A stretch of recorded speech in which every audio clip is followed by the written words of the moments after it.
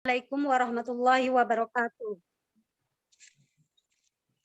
Alhamdulillahi rabbil alamin wa bihi nasta'in wa ala umurid dunya waddin. Rabbis shrahli sadri wa yassirli amri wahlul 'uqdatam min lisani yafqahu qawli.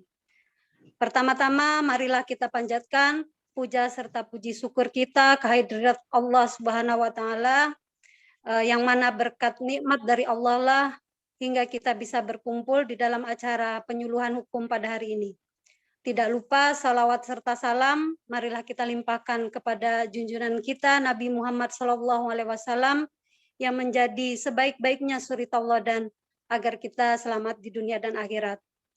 Tidak lupa kami ucapkan kepada ibu-ibu dan juga mas-mas yang pada hari ini sudah menyempatkan waktunya untuk hadir dalam acara penyuluhan hukum dengan tema pelaksanaan mediasi menurut Perma nomor 1 tahun 2016 dalam perkara perceraian dan waris. Acara ini diselenggarakan oleh Majelis Hukum dan HAM PDA Kota Malang. Saya akan membacakan dulu susunan acara kita pada hari ini. Yang pertama pembukaan, yang kedua pembacaan ayat suci Al-Quran, yang ketiga sambutan Ketua PDA, yang keempat penyuluhan hukum, kelima pengumuman dan penutup. Untuk membuka acara ini, marilah kita bersama-sama membacakan basmalah, syahadat, dan ikrar. Bismillahirrahmanirrahim. Asyhadu an la ilaha illallah wa asyhadu anna Muhammadar Rasulullah. Raditu billahi rabba wa bil islami dina wa bi Muhammadin sallallahu alaihi wasallam nabiyya wa rasulah. Selanjutnya yaitu pembacaan ayat suci Al-Quran yang kali ini akan dibacakan oleh Ibu Diah Galuh Ayu dari PCA Blimbing yang akan membacakan surat Al-Anfal ayat 1-4. Kepada Ibu Diah kami persilakan. Terima kasih Bu. Assalamualaikum warahmatullahi wabarakatuh. A'udzu billahi minasy syaithanir rajim. Bismillahirrahmanirrahim. Yas'alunaka 'anil anfal. Qulil anfalu lillahi war rasul.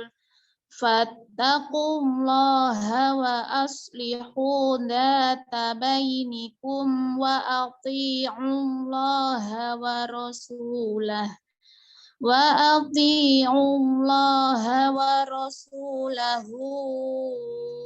in kuntum mu'minin. Innamal mu'minuna alladzina idza dzukirallahu wajilat qulubuhum wa idza tuliyat alaihim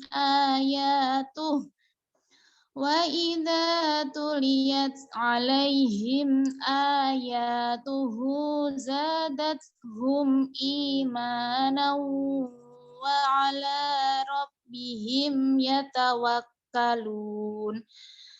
Alladzina yuqimuna sholata wa mimma razaqnahum yunfiqun. Ulaika humul mu'minuna haqqan lahum darajatun inda rabbihim wa maghfiratu wa rizqun karim. Sadaqallahul azim. Aku berlindung kepada Allah dari gangguan setan yang terkutuk dengan menyebut nama Allah yang Maha Pengasih lagi Maha Penyayang. Mereka menanyakan kepadamu Muhammad tentang pembagian harta rampasan perang. Katakanlah, harta rampasan perang itu milik Allah dan Rasul. menurut ketentuan Allah dan Rasul-Nya. Maka bertakwalah kepada Allah dan perbaikilah hubungan di antara sesamamu, dan taatlah kepada Allah dan Rasul-Nya jika kamu orang-orang yang beriman. Sesungguhnya orang-orang yang beriman adalah mereka yang apabila disebut nama Allah gemetar hatinya, dan apabila dibacakan ayat-ayatnya kepada mereka bertambah kuat imannya, dan hanya kepada Tuhan mereka bertawakal, yaitu orang-orang yang melaksanakan sholat dan yang menginfakkan sebagian dari rezeki yang kami berikan kepada mereka. Mereka itulah orang-orang yang benar-benar beriman. Mereka akan memperoleh derajat tinggi di sisi Tuhannya dan ampunan serta rezeki nikmat yang mulia. Maha benar Allah dengan segala firman-Nya. Wassalamualaikum warahmatullahi wabarakatuh. Waalaikumsalam warahmatullahi wabarakatuh. Terima kasih kepada Ibu Dia Galuh yang telah membacakan ayat suci Al-Quran. Semoga dengan dibacakannya ayat suci tadi bertambahlah keimanan kita. Amin. Lanjutkan dengan sambutan dari Ketua PDA kepada Ibu Dr. Anda Hajah Sri Herawati. Kami persilakan. Bismillahirrahmanirrahim. Assalamualaikum warahmatullahi wabarakatuh. Waalaikumsalam warahmatullahi wabarakatuh. Alhamdulillahirabbil alamin. Wa bihi nasta'inu ala umurid dunya waddin. Asyhadu an la ilaha illallah wahdahu la syarikalah wa asyhadu anna Muhammadan abduhu wa rasuluhu la nabiyya ba'dah. Rabbi shrahli sadri wa yassirli amri wahlul 'uqdatam min lisani yafqahu qawli. Allahumma shalli wa sallim wa barik ala Muhammad wa ala ali Muhammad amma ba'du. Yang kami hormati Ibu-ibu pimpinan daerah Aisyah Kota Malang, sesepuh, bini sepuh, dan pimpinan cabang, pimpinan ranting, pimpinan amal usaha, serta teman-teman guru, juga lembaga Aisyah, juga tak lupa para undangan yang telah hadir pada siang hari ini. Marilah kita senantiasa bersyukur kepada Allah atas segala limpahan nikmat dan karunia yang diberikan pada kita, nikmat kesehatan, dinul Islam, dan juga nikmat kesempatan yang sampai saat ini bisa kita nikmati sehingga kita bisa hadir pada acara yang senantiasa disampaikan oleh pimpinan daerah Aisyah, di mana pada hari ini kita akan belajar tentang bagaimana mediasi peraturan Mahkamah Agung nomor 1 tahun 2016. Salat dan salam semoga tetap tercurah pada junjungan kita Rasulullah Muhammad SAW yang telah memberikan tuntunan bimbingan dan pelajaran kepada kita sehingga kita dapat melaksanakan tugas hidup ini sesuai dengan petunjuknya. Ibu-ibu, memang Aisyah ini mendorong kita untuk senantiasa bisa memiliki ilmu yang luas sehingga kita nanti dalam bermasyarakat itu bisa luas. Kalau ilmunya luas bisa luas ya, usungan nanti ya, nanti akan memberikan. Tentunya beberapa waktu sudah kita pelajari, sudah kita sampaikan melalui pengajian, melalui penyuluhan dan lain sebagainya. Bagaimana regulasi pemerintah kita pelajari, regulasi amal usaha atau aturan-aturan yang diterbitkan oleh pemerintah maupun persyarikatan senantiasa kita pelajari. Tak lupa juga bagaimana kemarin Majelis Kader sudah menggelar bagaimana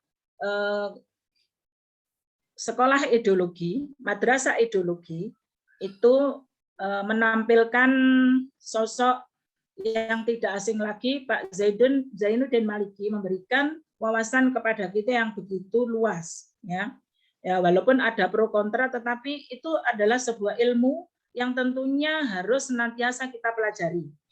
Nah, kemudian yang terakhir kemarin kita di pengajian pimpinan dengan Pak Zulfi merawat komitmen beraisyah. Nah, sekarang kita mempelajari tentang bagaimana perma nomor 1 ini tentang apa. Nah, perma ini prosedur mediasi katanya, nanti mungkin ya seperti itu, mediasi di pengadilan. Kalau kita tahu semua Ibu ya di pengadilan, pengadilan yang mana? Di Indonesia kan ada peradilan umum, tata usaha negara, peradilan militer, peradilan agama. Itu kalau dulu kita pelajari di SMA itu ada ya, di SMA. Tapi kalau ini lupa nanti akan disampaikan Bu Sungana, siapa yang melakukan ini? Kok mesti Mahkamah Agung ya. Inilah regulasi-regulasi terbaru harus diketahui oleh kita karena kita di masyarakat ini memiliki tugas yang sangat banyak. Jadi kalau hari ini selain penyuluhan hukum, ini adalah kerjasama atau kolaborasi Majelis Tabligh dan Majelis Hukum dan HAM. Sekaligus KKS itu juga salah satu penggagas dalam acara ini juga. Nah, disinilah ibu-ibu sekalian, kalau proses perundingan dan sebagainya, itu nanti ibu-ibu bisa menanyakan. Karena ilmu yang akan disampaikan Bu Sungana begitu luas, maka perceraian dan waris, walaupun mungkin kita tidak mengalami, tetapi kita menjadi rujukan, baik itu di ranting maupun di cabang. Ya, kalau orang Aisyah itu biasanya akan ditanya, Bu, saya punya problem ini.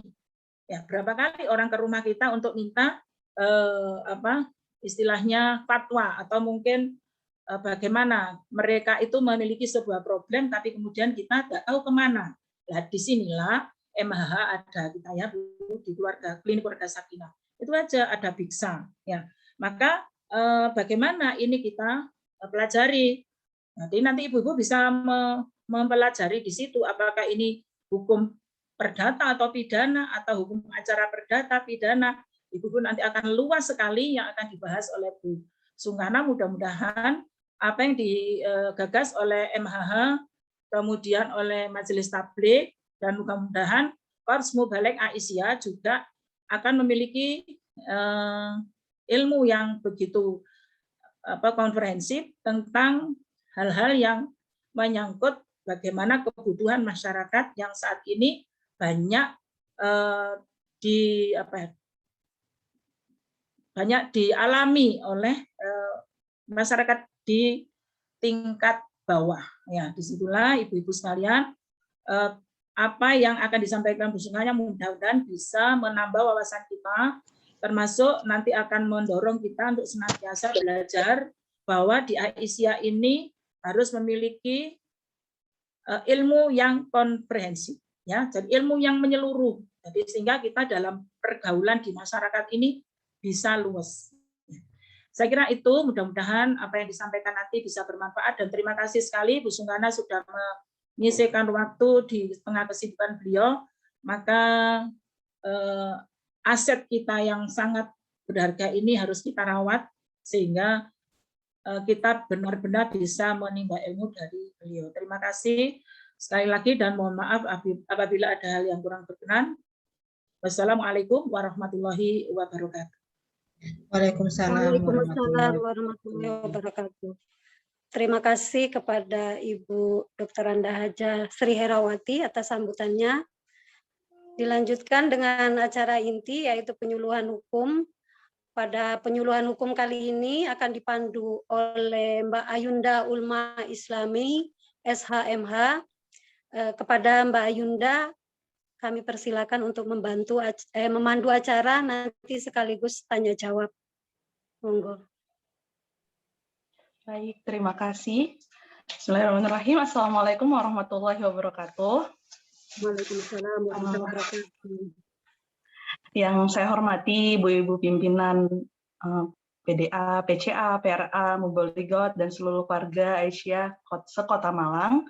Yang saya hormati juga peserta penyuluhan hukum, karena seperti dari tadi saya lihat di chat room dan di partisipan ada mahasiswa juga, ada yang dari luar kota juga. Alhamdulillah hari ini penyuluhan kita ramai seperti itu ya. Baik, mungkin tak kenal maka tak sayang, begitu kata pepatah. Sebelumnya saya ingin memperkenalkan diri dulu. Perkenalkan, nama saya Ayunda Ulima Islami. Saya kebetulan diamanahi sebagai sekretaris Lembaga Konsultasi dan Bantuan Hukum Pimpinan Daerah Aisyah Kota Malang. Hari ini saya berbahagia sekali karena diberikan kesempatan untuk memandu penyuluhan hukum, diskusi kita, sharing kita. Karena yang pertama, ini akan menjadi kajian rutin atau kegiatan rutin dari Majelis Hukum dan HAM Pimpinan Daerah Aisyah Kota Malang. Yang kedua, karena pemateri hari ini yang sebelumnya dijadwalkan adalah Bu Hermin, yaitu Ketua Pengadilan Agama Magelang, dan beliau berhalangan hadir. Hari ini pemateri kita tidak kalah ahli seperti itu ya. Beliau kebetulan adalah dosen saya ketika saya pendidikan di Universitas Muhammadiyah Malang. Beliau juga dosen beberapa di Unmer juga, beliau juga dosen. Kemudian beliau seorang pernah hakim. Beliau juga saat ini masih aktif menjadi mediator di Pengadilan Agama Kota Malang. Beliau juga menjadi pembina dari Islamic College Aisyah Malang. Kemudian beliau juga tim dari Lembaga Konsultasi dan Bantuan Hukum Pimpinan Daerah Aisyah Kota Malang. Siapa lagi kalau bukan Ibu Haja Sungkana Hashim, SHM Hum. Nah, beliau ini sudah malang melintang ya, sudah merasakan asam garam. Khususnya ini masalah mediasi, karena hari ini kita akan sharing bersama beliau dengan tema pelaksanaan mediasi menurut Perma nomor 1 tahun 2016 dalam perkara perceraian dan waris. Oke, mungkin sedikit mengantar bahwa mediasi ini adalah satu proses yang tidak bisa dilepaskan dari sengketa perdata. Menurut pasal 4 ayat 1 Perma nomor 1 tahun 2016 tentang prosedur mediasi di pengadilan, di situ disebutkan bahwa semua sengketa perdata yang diajukan ke pengadilan harus terlebih dahulu diupayakan penyelesaian melalui mediasi. Nah, apa itu mediasi, bagaimana prosedurnya, dan bagaimana peran mediator dan lainnya, langsung saja saya berikan waktu kepada Ibu Sungkana untuk menjelaskan kepada kita semua. Monggo Ibu Sungkana.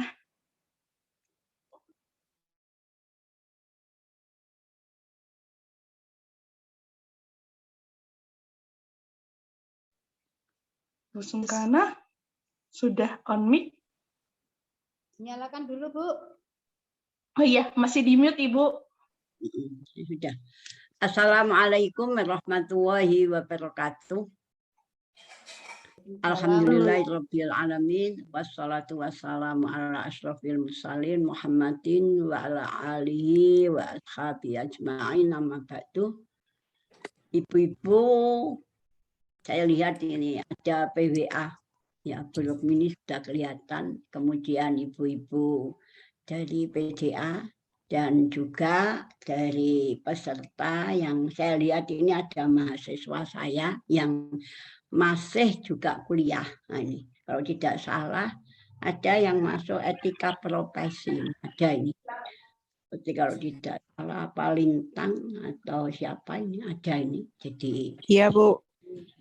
Betul ya, Lintang masuk etika profesi. Nah, saya sudah menekankan itu. Halo. Terima kasih, alhamdulillah, untuk yang sholawat dan salam tetap tercurah dari Nabi kita Muhammad SAW. Dan terima kasih kepada pimpinan daerah. Sebetulnya kemarin mau saya sampaikan untuk diberikan di pengadilan agama itu, memang saya sekarang sudah tidak tahu mana yang Aisyah, mana yang tidak Aisyah, kan begitu ya. Di sana itu banyak hakim wanita, tapi saya tidak mengerti mana yang Aisyah dan mana yang bukan Aisyah. Tetapi kalau memang kita itu ingin mencari ilmu, tentunya kita tidak mempertimbangkan apakah itu Aisyah atau tidak, tetapi kita bisa untuk mengambil ilmunya. Itu yang saya maksudkan. Tetapi setelah saya lihat pertama kali itu mantan atau alumni UMM dulu, Fakultas Syariah atau tidak timing program ini, yaitu Helmin itu, ya sudah, saya sudah kaget, saya kok tiba-tiba saya gitu ya. Kagetnya itu, loh kok saya? Helmin sudah dipasang fotonya. Ternyata Helmin katanya mengundurkan diri karena ada sesuatu. Memang kalau jadi ketua, Helmin ketua, maka dia selalu sibuk. Apalagi kalau ingin menjadikan pengadilannya itu WBK dan WBM kan gitu. Sekarang yang dituntut seperti itu. Jadi dia betul-betul mungkin mempersiapkan hal-hal semacam itu. Nah, di samping itu juga alhamdulillah karena kurang lebih antara 15 tahun alhamdulillah Helmin sudah menjadi ketua pengadilan Magelang kan gitu. Nah, ini itu yang saya sampaikan. Itu dulu alumni syariah ya, alumni syariah. Kebetulan saya dulu ya juga menguji dia. Mungkin dia masih ingat, cuma itulah yang saya sampaikan. Kemudian ibu-ibu semuanya, saya akan menyampaikan beberapa hal, mungkin bisa di-share Mbak Fauzia. Materi saya, sehingga nanti bisa dilihat ya. Itu ada beberapa hal yang ingin saya sampaikan, bahwa kita tentu saja harus mengenal dulu pengadilan agama itu. Pengadilan agama itu di seluruh Indonesia kecuali Nanggro Aceh Darussalam itu menangani perkara perdata saja, Jadi seluruh Indonesia kecuali Nanggro Aceh itu menangani perkara perdata, yaitu ada 9 perkara. Perkara perdata yang ada seluruhnya itu adalah 1 perkawinan. Perkawinan itu sudah tetek bengek itu, termasuk izin poligami, termasuk perceraian, termasuk dispensasi kawin, termasuk pengasuhan anak dan lain-lain. Itu yang perlu saudara ibu-ibu ketahui. Jadi kalau ditanya ada pertama perkawinan, yang kedua warisan, yang ketiga wasiat, yang keempat itu hibah, kelima wakaf ya. Jadi kalau ada persoalan wakaf itu juga ke pengadilan agama. Kemudian yang keenam itu zakat, ketujuh infak, kedelapan sedekah, dan sekarang ditambah dengan ekonomi syariah. Makanya sekarang kalau ibu-ibu mungkin mengadakan transaksi atau akad apa saja, itu tentu saja kalau terjadi biasanya kalau di notaris itu kalau terjadi segala sesuatu itu mestinya masuknya ke pengadilan agama.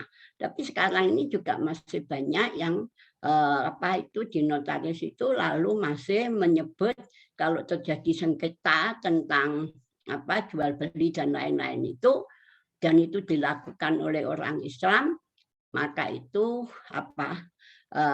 penyelesaiannya masih di pengadilan negeri. Sekarang itu cobalah kita kembali ke pengadilan agama begitu. Itu yang dimaksudkan.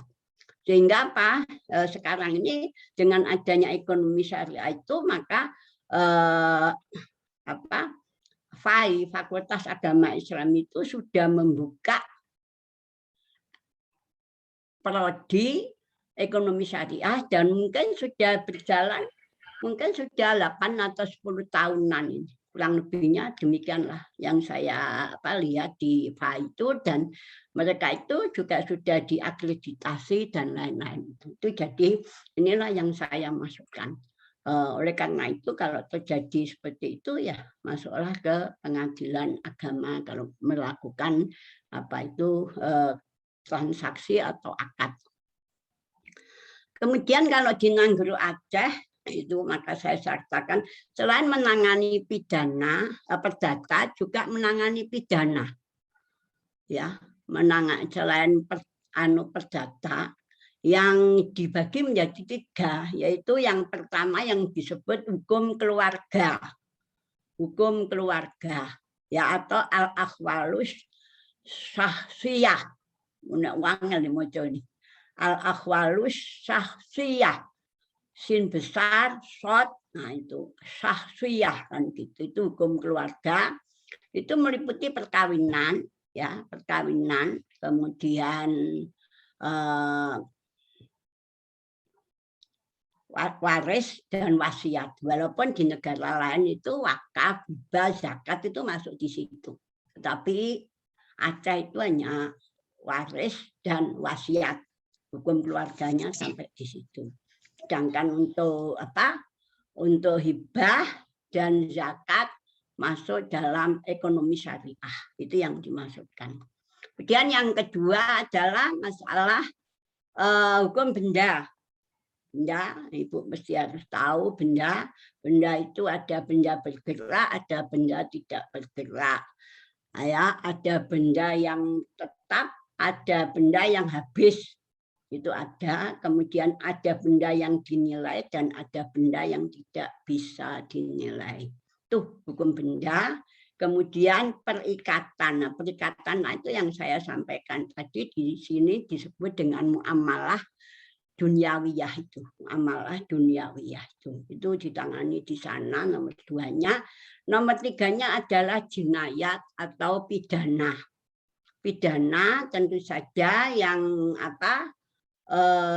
Yang terkait dengan jarima atau kejahatan yang digolongkan nantinya akan dihukum dengan kisos.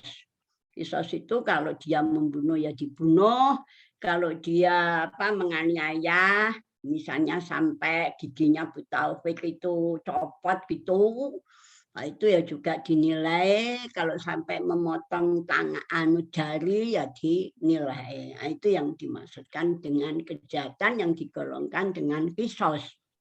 Artinya kalau saya balik itu adalah hukum balik gitu, hukum balik kan gitu. Nah kalau tidak bisa lalu bagaimana? Ya harus membayar.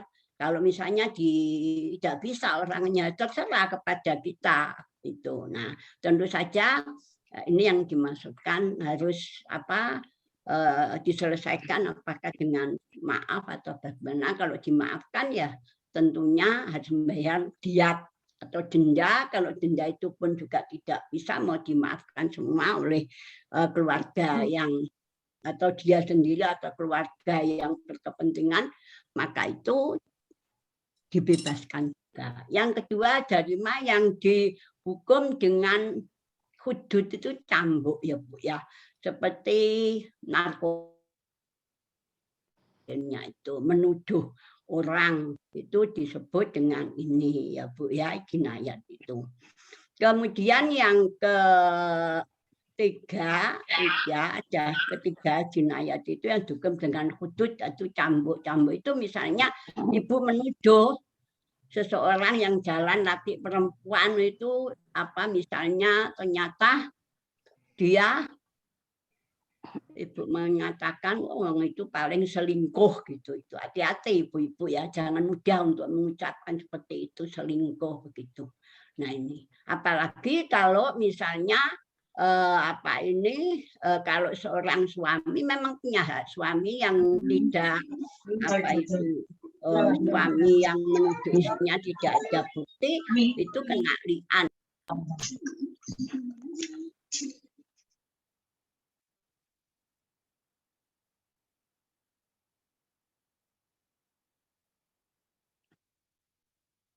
Bu, mic-nya Bu. Busungkan mic-nya Bu. Bu. Ya sudah, ampun. Gitu. Kemudian yang keempat, kejahatan yang dikategorikan pelanggaran. Seorang wanita di daerah di Aceh, wallahu alam saya sudah hampir 25 tahun kan. Ini sudah 2000 berapa? 2000 ya saya kemarin ke sana itu 1995. Itu saya ke Aceh dengan Bu Mujali, dengan As'ad. Nah itu kalau terjadi pelanggaran seorang wanita yang tidak berjilbab atau tidak menutup aurat, nah itu kena pelanggaran. Itu yang dimaksud seperti itu. Nah ini kemudian ibu-ibu. Nah, pengadilan itu apa sih tugasnya kan begitu, yaitu menerima, memeriksa, mengadili dan menyelesaikan perkara tersebut. Nah, perkara itu diantaranya ada yang memerlukan pihak ketiga yang disebut mediator. Ya, itu. Dan ini yang saya maksudkan dulu. Kemudian di mana kita, bagaimana kita sebagai muslim itu kita mesti tahu ya. Di Quran surat An-Nisa ayat 35, auzubillahi minasyaitonirrajim. Ini mana? Bu Nur Saryasi. Mohon maaf mic-nya Bu Nur. Wa in khiftum shiqaqa bainihima fab'asu hakaman min ahlihi wa hakaman min ahliha yurida islaha yuwaffiqillahu bainahuma. Innawa kana aliman khabira. Jika terjadi pertentangan, ya, maksudnya di sini adalah suami istri, karena kewajiban suami adalah sebagaimana surat An-Nisa ayat 34 dan kewajiban istri juga seperti itu. Tetapi kadang-kadang terjadilah sikok atau pertentangan, permusuhan. Maka hendaklah ditarik, boleh juga diminta orang ketiga dari keluarga suami dan dari keluarga istri. Siapa tahu keluarganya itu ingin merukunkan, mendamaikan. Ya, sesungguhnya Allah atas yang demikian itu maha mengetahui lagi maha waspada. Demikian pula kalau kita membaca surat Al-Hujurat, katanya wa in ta'ifatani minal mu'minina fattatalu fa aslihu bainahuma. Itu ya. Jadi kalau ada dua orang, dua golongan itu berselisih, ya, sampai misalnya ingin perang atau ingin apa, kalau bisa fa aslihu bainahuma. Maka hendaklah didamaikan. Lalu juga karena apa? Sebetulnya innamal mu'minuna ikhwatun fa aslihu bainahum. Sesungguhnya orang-orang mukmin itu kan bersaudara. Itu yang dimaksudkan seperti itu. Nah, inilah ibu-ibu. Maka itulah dasar-dasar yang saya sampaikan kepada ibu. Juga ada hadis Rasulullah. Kalau ada pertentangan antara dua orang, kemudian salah satu sudah mengalah dan sudah mau minta maaf, tetapi yang satu tidak mau memaafkan, maka kata Rasulullah, ya sudah, kamu sudah benar, ya kamulah yang mendapat pahala, kan begitu. Tapi apakah seperti itu yang saya alami sebagai mediator di pengadilan agama itu, ya? Nah, inilah dasar-dasar yang saya sampaikan. Kemudian selain itu juga ada perma. Nah, perma itu nomor 1 tahun 2016. Kemudian mengacunya perma ini adalah dari HIR pasal 130 dan RBG itu untuk beracara, ya, HIR itu Hensine Inland Reglement, itu adalah hukum acara untuk Jawa dan Madura.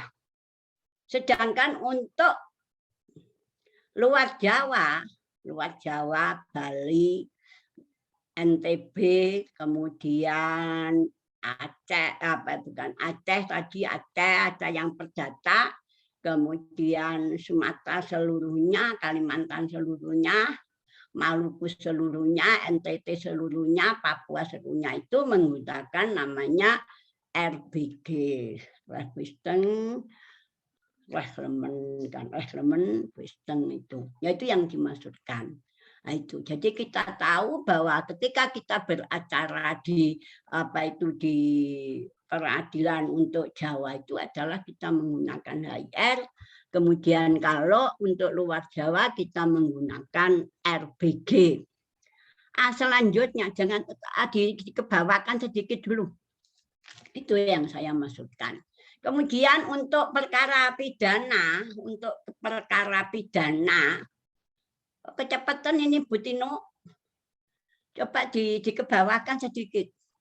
Ke atas Terus maksudnya. masih kurang ke Atas. bawah. Oh, stop. Sedangkan untuk acara di pidana itu menggunakan kitab undang-undang hukum pidana. Itu yang saya maksudkan, supaya nanti kita bisa tahu, karena sudah disebutkan bahwa hukum acara yang berlaku di peradilan umum adalah hukum acara yang berlaku di peradilan agama adalah sama dengan hukum acara yang berlaku di peradilan umum, yaitu Jawa Madura menggunakan HIR, selain Jawa luar Jawa seluruhnya, termasuk Aceh yang perdata itu menggunakan RBG, sedangkan untuk pidana di Aceh menggunakan KUHAP atau KUHAP, Kitab Undang-Undang Hukum Acara Pidana. Nah, itu yang dimaksudkan. Nah, kemudian yang saya sampaikan bahwa perma ini diperuntukkan hukum perdata. Untuk siapa? Yaitu untuk pengadilan agama dan pengadilan negeri, sedangkan pengadilan tata usaha negara dan pengadilan militer, sepanjang ada aturan atau yang lain, atau misalnya PP nomor 10 tahun 2003 tentang ASN, itu kalau memang membutuhkan seperti itu boleh dipakai perma ini. Jadi yang dimaksudkan di dalam perma itu, atau mungkin ada peraturan-peraturan lain yang bisa mendekati dengan ini. Ini yang saya maksudkan, ibu-ibu.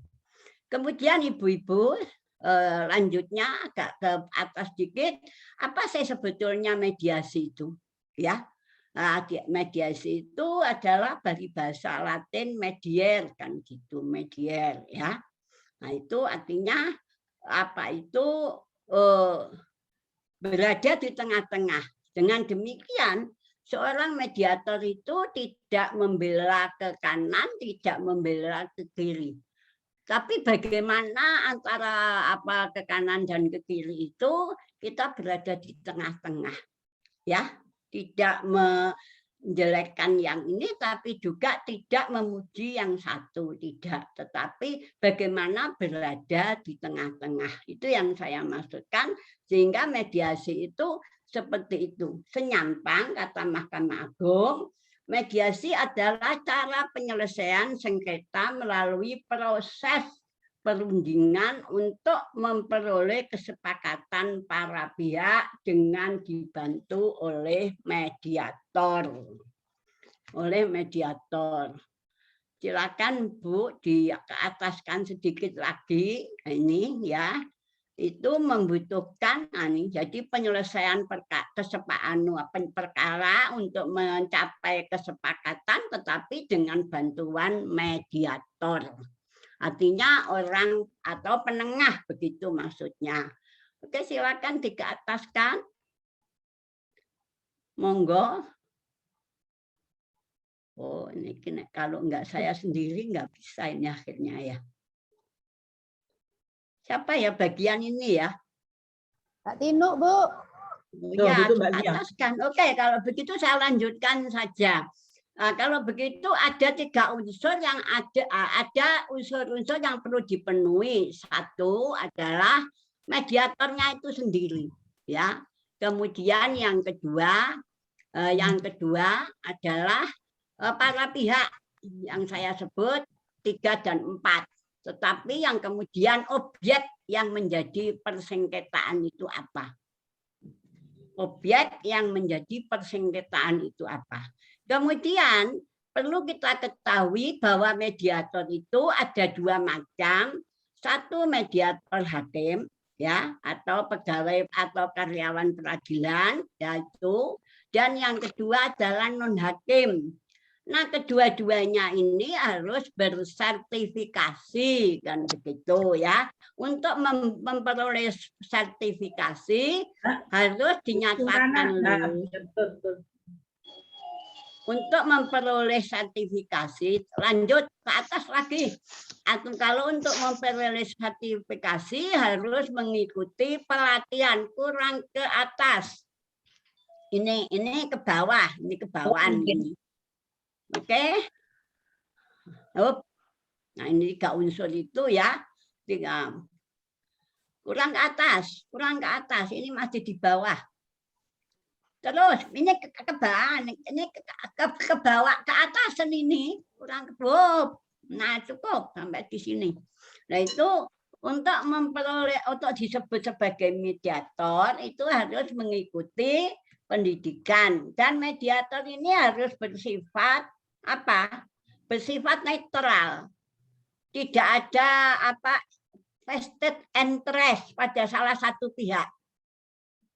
Tidak berkeinginan supaya ini menang, ini enggak. Tapi bagaimana menjadikan kedua orang ini bisa, seandainya dia tetap cerai, ya cerai dengan baik.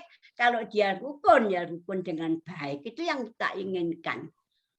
Jadi kita sudah ada niatan, punya jiwa yang seperti itu. Itu yang harus dinaikkan. Kemudian mediator ini harus ya kalau sudah lulus itu harus ditunjukkan oleh kepada masyarakat di pengadilan itu. Siapa yang hakim, siapa yang non hakim. Untuk apa saya diperlihatkan itu? Supaya orang bebas memilih. Ya, bebas memilih. Oh, saya milih Bu Sungkana, saya milih Bu dari IAIN ini, Bu Jundi misalnya, Bu Jundiah, misalnya lagi kalau laki milih Pak Abbas atau Pak Rafiq, itu ditunjukkan. Kemudian kalau dari pengadilan mungkin milih Pak Lukman, mungkin milih Pak Arifin dan sebagainya. Itu seperti itu harus ditunjukkan di papan yang bisa dibaca oleh masyarakat itu yang dimaksudkan. Namun demikian itu secara teori memang ditunjukkan, tetapi masyarakat itu kalau di pengadilan saya sudah ditetapkan pada hari Kamis begitu misalnya, atau ada yang ditetapkan pada hari Selasa dan ditetapkan dengan hari Rabu. Jadi kalau siapa yang sidang itu ya di situ. Cuman ya ini saya tidak tahu di pengadilan negeri itu juga dipaparkan seperti itu. Jadi milih siapa yang jadi yang Ibu kendaki. Ya ini yang dimaksudkan. Ya saya sampaikan seperti itu. Jadi mediator itu harus bersertifikasi kan begitu. Nah, tidak punya interest apa-apa. Ya. Itu yang dimaksudkan. Kemudian objek yang disengketakan itu. Sebab-sebab ada objek yang disengketakan itu ada. Satu, ya, kesalahpahaman. Stop. Kesalahpahaman. Saya sudah menyampaikan, kadang saya menyampaikan begini. Laki-laki dan perempuan itu berbeda. Saya biasanya menggunakan surat Al-Hujurat ayat 13 ya, 13 itu. Kita harus mengenal itu. Bu Taufik dengan saya beda. Bu Rukmini dengan saya beda, Bu Syukur dengan saya beda, apalagi laki dan perempuan dan lain-lain. Itu saya sampaikan seperti itu. Itu salah paham kadang. Kemarin saya menangani, kenapa sih sampean kok minta cerai kok ngotot sekali? Suami saya itu Bu. Apa? Suami saya itu kalau saya beritahu, detek melok-melok. Detek melok-melok. Urusane wong lanang. Ibu pasti pernah mendengar seperti itu. Kalau ada orang laki-laki kok ditegur atau apa itu. Mas jangan beli ini loh, itu kan tidak belum pasti apakah itu tidak sengketa, tidak. Beli saja si suami itu. Tapi ketika beli, apa katanya? Sampai sekarang belum ada penyelesaian. Terus kata istrinya, ketika saya ingatkan, ya wes gak apa-apa hilang. Hilang-hilang ya nggak apa-apa. Saya tanya, berapa harganya Pak? 10 juta. Loh, wes 10 juta orang yang tidak punya itu kan lumayan. Nah, itu yang saya Mas, 10 juta, Bu. Dan 10 juta sampean kalau membeli istri, sampean kalau dibeli belanja ya kurang, Bu. Lah kok bisa beli tanah 10 juta? Loh, itu loh ya kadang. Itu yang saya maksudkan seperti itu. Jadi ada ya si suami mengendaki begini, si istri mengendaki begini. Ada lagi kalau masalah waris misalnya. Yang satu mengatakan ada misalnya ya saya contohkan yang satu kata istri itu milik apa itu harta bersama, yang satu mengatakan suami itu ini dari warisan orang tua saya. Nah, selama ini tidak pernah disampaikan bahwa itu warisan oleh suami kepada istri, karena warisan itu terdiri dari pewaris, kemudian ahli waris dan harta waris. Nah, yang disengketakan ini kan kalau yang mati sudah tahu kalau saya ini, tapi ketika ada warisan itu maka kadang jadi masalah. Saya istri mengatakan itu gono gini, yang ini mengatakan warisan. Kata saya istri saya tidak pernah tahu suami saya itu mengatakan dia punya warisan. Nah itu. Ada lagi misalnya warisan itu anak, ya anak laki-laki. Ketika bapaknya masih hidup, kadang-kadang anak laki-laki itu sudah dibiayai semua, tinggal anak perempuan. Kata si perempuan, itu hak saya, saya diberikan kepada saya, kakak adik saya itu sudah diberi apa? Sudah sampai menjual tanah habis. Sekarang dia minta itu kan karena saya masih punya, Bu. Begitu itu. Saya kadang coba lah Bu diingat-ingat apa betul. Bapaknya juga begitu, saya ingat-ingat itu ya. Ini persoalan kemarin itu ada. Tinggal si bapak itu mau menjual harta warisnya gono gini itu. Lalu sudah ditawar oleh anaknya yang bisa membeli. Tetapi ketika sudah mau dibayar oleh si anak itu, si saudara-saudara tak membodol murah. Lah itu. Kita mediasi itu. Yang pada akhirnya terakhir masalah itu adalah bapaknya itu sampai meninggal. Belum terselesaikan warisan itu. Si anak saya beritahu, enggak beli, kamu beli saja. Sudahlah, kamu beli 1 M. Anaknya mampu untuk membeli 1 M itu. Tapi dia menawar 925. Seluruh, sudah dikatakan, seluruh biaya saya yang akan menanggung. Baik itu pajak, baik itu pengembalian, apa saja akan ditanggung.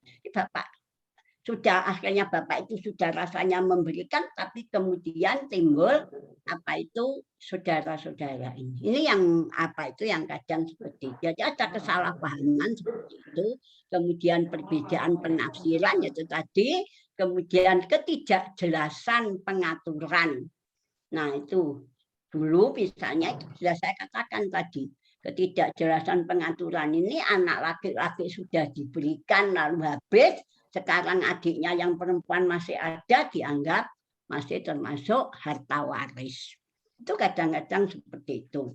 Kemudian ketersinggungan bisa tersinggung anak orang ini ya, kita itu juga tersinggung dikatakan apa gitu ya, ada itu kalau perkara perceraian itu.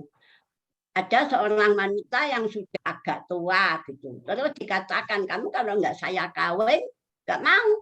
Atau kadang apa kemarin itu ada katanya, kenapa sih Pak Saman kok tetap mau mencerai istrinya? Lah saya disuding-suding loh Bu, disuding-suding katanya ketika memberitahu istrinya itu disuding-suding. Itu sudah marah sekali. Kemudian kecurigaan ya. Kecurigaan itu mungkin bisa harta, bisa juga apa ini memberi bekas anaknya dengan istri yang pertama. Nah, itu bisa curiga. Oh, yang paling suami saya itu bukan memberi nafkah kepada anaknya, tetapi datang kepada bekas istrinya. Nah, itu. Terus ada lagi ya, itu ada. Masa Bu saya ini istrinya, lah kok ada papa itu loh, katanya curhatnya kepada bekas istri. Lah itu seperti itu yang saya sampaikan. Lah akhirnya betul lah, iya kenapa? Wong ini istrinya kok tidak dicurhati, kok malah dengan bekas istri. Nah, itu ya sudah saya sampaikan kenapa kok sampai seperti itu. Apa karena dia sudah punya anak? Loh, sedangkan saya juga punya anak kok Bu. Nah begitu itu kadang. Nah inilah kemudian melanggar aturan atau melanggar orang atau tidak jujur, tidak transparan. Jadi kadang-kadang ibu itu ini serba sulit. Suami menyampaikan dapat uang sekian, kalau istrinya itu tidak mengerti, semua hartanya itu diminta kan begitu, itu ada. Sebaliknya istri juga begitu, kalau sudah punya uang banyak begitu, lalu si suami ini tidak mau memberi belanja. Banyak itu, wong istri saya sudah kerja kok Bu. Nah itulah yang saya maksudkan. Istri saya sudah kerja, waktu kerja izin bapak, iya. Loh, malah ada yang lucu lagi ketika istrinya itu sudah bekerja, mestinya saya yang diragati ya Bu, gitu. Suami kok minta diragati, itulah yang saya maksudkan. Nanti masalah anak Pak ini anaknya siapa? Ya anak saya. Lah kalau mekut ibunya ya ibunya Bu yang harus menanggung. Oh gitu apa? Iya ya seperti itu. Aturan yang tidak diketahui itu seperti itu masyarakat itu. Ya, ini yang saya sampaikan pada ibu-ibu. Kemudian sewenang-wenang. Apa yang laki, apa yang perempuan sama. Jadi saya kadang-kadang, yang mesti yang menangi wong lanang. Enggak, orang perempuan juga begitu. Sewenang-wenang kadang. Pernah ada seorang laki-laki itu dia apa? Ditempelin sama istrinya. Lu masa Pak? Sampai saya ya. Loh iya, tanya saja istri saya. Betul lah. Ya memang yang kebanyakan yang sewenang-wenang itu laki, tapi juga ada perempuan. Masa sih Pak? Iya, begitu. Benar lah, kenapa sampai sama menempelin istrinya? Saya sampai katakan begitu. Menempelin suaminya. Pegel Bu saya. Pegel kenapa? Nah, dia pulang nggak malam-malam. Nah, kalau pulang mabuk, lah itu juga sebetulnya nggak salah si istri itu. Tapi ya itu tadi, itu sama-sama. Kemudian ketidakadilan. Nah, terakhir biasanya cemburu. Pernah ada istri memberitahu saya, Kak Saman kok cemburu itu bagaimana? Bagaimana Bu? Suami saya tuh jalan-jalan di hotel. Ketika saya tanya itu loh lucu. Betul Pak Saman jalan-jalan di hotel? Iya. Terus sama siapa Bu? Sama perempuan. Saman tahu namanya? Ya itu namanya. Ada disebutkan namanya si A gitu. Terus saya tanya, Pak betul Pak Saman itu berjalan-jalan di hotel? Iya. Kok nggak di ini pas kok tidak di taman wisata, kok berjalan-jalan kok di hotel? Saya tanya, kan lucu jalan-jalan kok di hotel. Tahu nggak Ibu ini? Kalau kita ini nggak mencari itu ya, masa Bu jalan-jalan kok di hotel? Mestinya jalan-jalan itu mana Bu? Ya di pasar atau di mall, apa di ini loh Bu, begitu. Jalan-jalan di hotel loh Bu. Terus kalau anggapan Ibu itu apa? Kalau misalnya suami itu jalan-jalan di hotel sama perempuan, ya seperti itu. Akhirnya suaminya yang ngaku. Itulah Bu. Lalu saya damaikan sudah lah Bu sama nirukun. Tapi ada juga, ada ini seorang yang kapan itu dia mengatakan seperti ini, Bu, apa? Sama apa sih kok sebabnya? Saya mau Bu di rumah suami, tidur di rumah suami. Tapi mau ke rumah suami, tapi saya enggak mau tidur di sana. Itu ada. Terus saya sampaikan, kenapa kok enggak mau di rumah suami? Karena kalau saya tidur di rumah suami, saya enggak bisa tidur. Ibu, kalau tidak bisa tidur itu bukan karena Ibu tidur di rumahnya suami, tetapi Ibu berdoa supaya Ibu tidak, nah ini Jalan tengahnya itu seperti itu. Ibu, kalau tidak bisa tidur ada doanya. Cerita Itu yang nih wong ada doanya supaya ibu kalau tidak membaca ayat-ayat atau apa yang bisa dibaca gitu. Saya contohkan, saya ini pernah ya Bu ya, saya ini tidur di hotel kan, nah hotel itu kan enak Bu. Iya, kok kenapa saya nggak bisa tidur? Nah itu, jadi jangan diperbesar masalah itu. Nah akhirnya alhamdulillah orang ini bisa rukun dengan perjanjian suaminya yang harus menandatangani. Ibu enggak bapak enggak minta apa-apa, sudah Bu, pokoknya saya yang diminta istri saya setuju. Itu balik.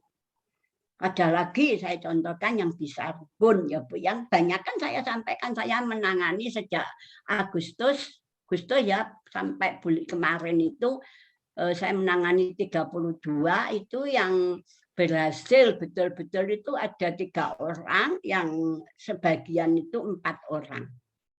Nah itu 7 ya, 7 orang ya Bu ya itu ada juga. Jadi saya kadang itu pernah satu hari itu saya bisa merukunkan 2 orang pernah.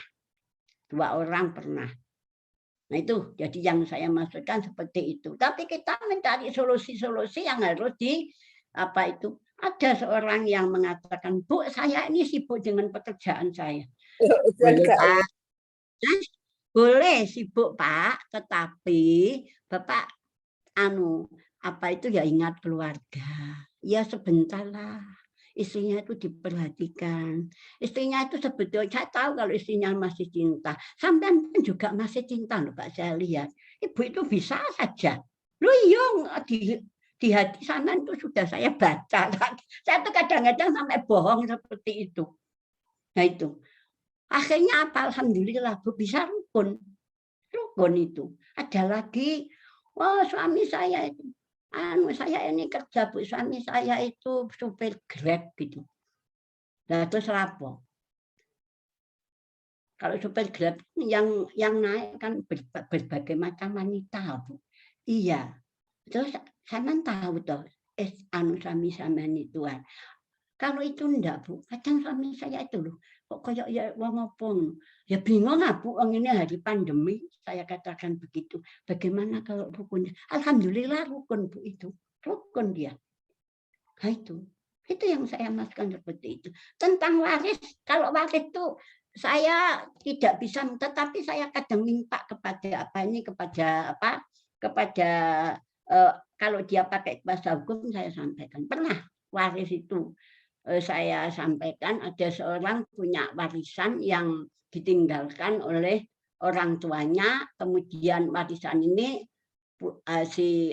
orang tua ini punya anak perempuan dan laki. Semua dikuasai oleh yang laki sampai anaknya yang laki itu meninggal dunia, kemudian belum terbagi waris. Itu. Lalu punya istri, ya, laki itu punya istri terus punya anak.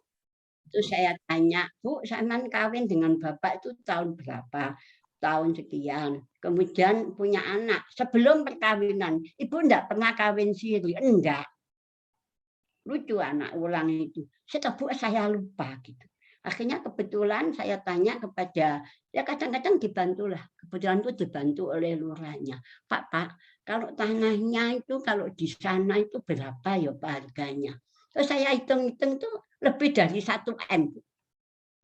Di daerah itu lebih dari 1 M tanah yang dimiliki oleh Ibu. Bu, sampean itu dapat, misalnya kalau itu 1 M2 gitu, sampean itu dapat 800, ini dapat cuma 400, sampean masih banyak gitu. Saya titip sama itunya. Itulah yang saya maksudkan, ya. Nah, itu yang kadang-kadang seperti itu. Nah, oleh karena itu ibu-ibu di dalam hal ini ketika saya itu memang di dalam ketika kita punya perkara itu kita punya proses penyelesaian itu ada yang melalui litigasi, artinya melalui pengadilan. Yang kedua bisa melalui arbitrase itu, ya. Kemudian ada juga yang kita bisa di luar itu konsensus dulu, ada itu.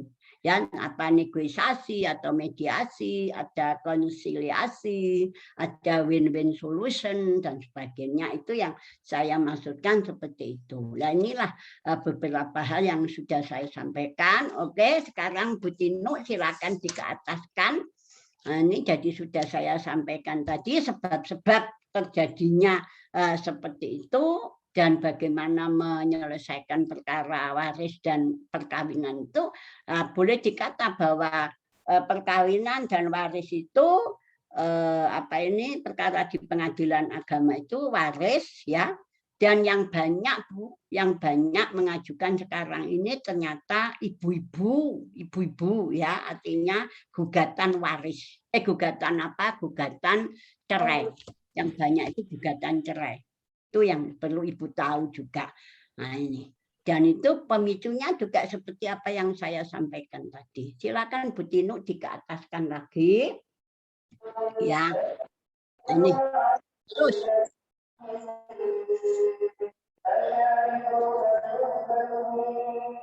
Terus dikit lagi monggo diteruskan ke atas. Kok nggak ada? Oke. Nah, itu ya. Itu kemudian siapa sih yang boleh ini ya? Itu saya sudah katakan tadi ya. Mediator itu hanya ada di peradilan agama dan peradilan umum. Nah, itu sudah. Terus lanjut mediator Bu Tinu. Nah, perkara-perkara, semua perkara perdata wajib dimediasi. Kalau seorang hakim tidak melakukan mediasi, tidak menyuruh untuk bermediasi, justru hakim itu akan dipersalahkan. Nah, oleh karena itu ketika diberikan kesempatan untuk mediasi, maka dia harus datang ke ke meja mediator kan begitu. Kemudian ada beberapa perkara yang tidak termasuk di mediasi, yaitu satu, sengketa yang pemeriksaannya di persidangan ditentukan tenggang waktu, meliputi antara lain sengketa yang diselesaikan melalui pengadilan negeri, ya ini ya, sengketa yang diselesaikan melalui prosedur pengadilan hubungan ini yang tidak masuk keberatan atas putusan komisi pegawai ya, pengawas persaingan usaha, kemudian keberatan atas putusan badan penyelesaian sengketa konsumen, permohonan pembatalan putusan arbitrase. Lalu ibu-ibu ini dan seterusnya, kemudian perkara yang penggugatnya tidak datang ini ya, ini banyaknya, ada berapa 9 macam yang tidak. Itu yang pertama itu ya. Yang kedua adalah sengketa yang dilakukan tanpa hadirnya tergugat atau termohon. Ini kadang-kadang sudah diatur oleh seseorang itu. Jadi saya tidak akan memediasi orang misalnya tergugatnya nggak datang. Suami mengajukan permohonan cerai talak, istri tidak datang, ya tidak perlu mediasi. Istri mengajukan gugatan cerai, suaminya tidak datang, ya tidak mediasi. Dan ini kadang-kadang sudah ada yang mengatur. Kalau dia pakai kuasa hukum, kadang-kadang yang mengatur kuasa hukum. Tapi kalau dia itu orang, ada yang memberitahu, wis gak usah teko cepat. Karena dipegat ya wis muni gelem gitu. Wis gak apa-apa, gak usah teko moro-moro kengko kan njupuk akte nikah, akte cerai, gitu saja kadang-kadang. Dan akte cerai itu sekarang sudah seluruhnya sudah langsung. Nanti kalau cerai itu langsung sudah ke dinas kependudukan ya, terus ke KUA, itu sudah semua sudah ada. Jadi kalau ibu-ibu mau kawin janda gitu, sudah kepala KUA sudah tahu apakah Bu Enti itu Bu Enti itu janda apa tidak, sudah tahu. Oh, enggak perlu minta surat akte cerai, di sana sudah terdaftar. Oh, Bu Enti janda gitu, Bisungkana janda gitu sudah ada. Atau sebaliknya, orang laki-laki yang mau kawin apa itu karena ditinggal akan cerai, sudah tahu ini sudah cerai begitu. Itu yang dimaksudkan. Nah inilah ibu yang tidak perlu itu. Kemudian gugatan rekonvensi, ya itu tidak perlu. Kemudian sengketa mengenai pencegahan apa pembatalan nikah. Jadi kalau ada pernikahan mungkin kurang wali, mungkin ada penipuan, ya misalnya ada seorang wanita dikawin oleh seorang pria. Pria itu mengaku jaka, oh ternyata sudah punya istri dan masih hidup dan belum bercerai, itu bisa dimintai pembatalan tanpa harus dimediasi. Ya, kemudian lanjutnya adalah pencegahan perkawinan. Ada orang wanita yang mau kawin, bapaknya atau anaknya, yaitu wanita yang mau kawin, bapaknya tidak setuju, maka bapaknya bisa mencegah. Demikian pula anak laki-laki yang mau kawin apabila bapaknya tidak setuju, asalkan belum 21 tahun bisa dicegah. Itu tidak perlu mediasi. Nah itu kemudian, nah ini oleh karena itu semuanya itu kalau apa ini harus dimediasi dulu yang selain itu. Jadi semua perkara asalkan penggugat, tergugat, pemohon, termohon datang, ya itu akan dimediasi.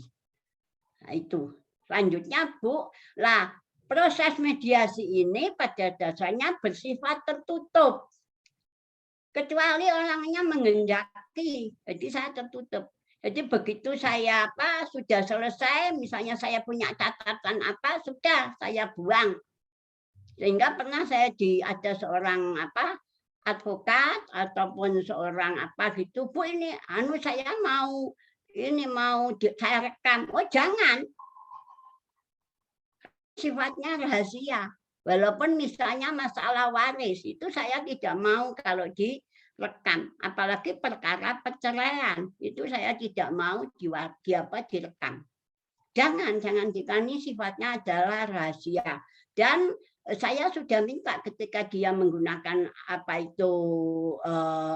advokat, maka saya minta kepada advokatnya boleh saudara masuk, tetapi tidak boleh mempengaruhi para pihak, saya katakan begitu.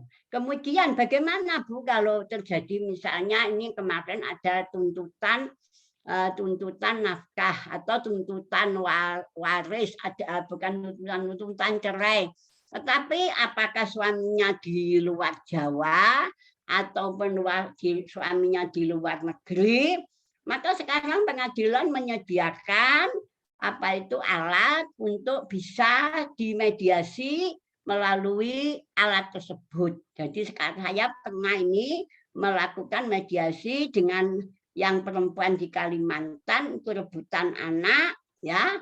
Kemudian yang kedua kemarin, nah kalau si istri itu minta cerai sedang istrinya diwakili oleh siapa? Si advokatnya, maka saya juga minta supaya kalau di alat itu sedang dipakai, maka saya minta supaya di video call apa istrinya, apa suaminya yang harus bicara tentang gugatannya, kemudian langsung dijawab oleh istrinya itu melalui video call itu. Itulah yang saya lakukan seperti itu, ya. Ini lalu bagaimana kalau kita mau ini? Jadi ketika akan memulai mediasi itu memperkenalkan diri kepada para pihak. Saya perkenalkan, saya buka dulu. Assalamualaikum warahmatullahi wabarakatuh. Bapak Ibu, saya sebagai mediasi di sini sesuai dengan nama saya, karena saya juga memakai etikat, Bu. Ini nama saya. Kemudian saya akan memulai mediasi ini, walaupun sebetulnya Bapak berhak untuk memilih, tapi karena sudah ditentukan pada hari Kamis adalah saya, maka saya beritahukan. Kira-kira saya memberitahukan dulu, ya, menjelaskan apa perlunya mediasi, supaya memperoleh kesepakatan, kemudian pengertian kaukus, saya harus memeriksa salah seorang di dua-duanya, tapi syarat apa itu terpisah. Kemudian saya sebut bahwa ini termasuk rahasia. Kemudian apa itu berapa lama tergantung pada keperluan itu. Kalau perlu ditunda, kalau tidak begitu. Kemudian menyampaikan tata tertib perundingan itu. Kemudian mempersilahkan para pihak itu apa yang menjadi problem sampai sama minta cerai, sampai sama minta waris. Nah itu dijelaskan oleh pihak-pihak itu. Nah ini yang dimaksudkan.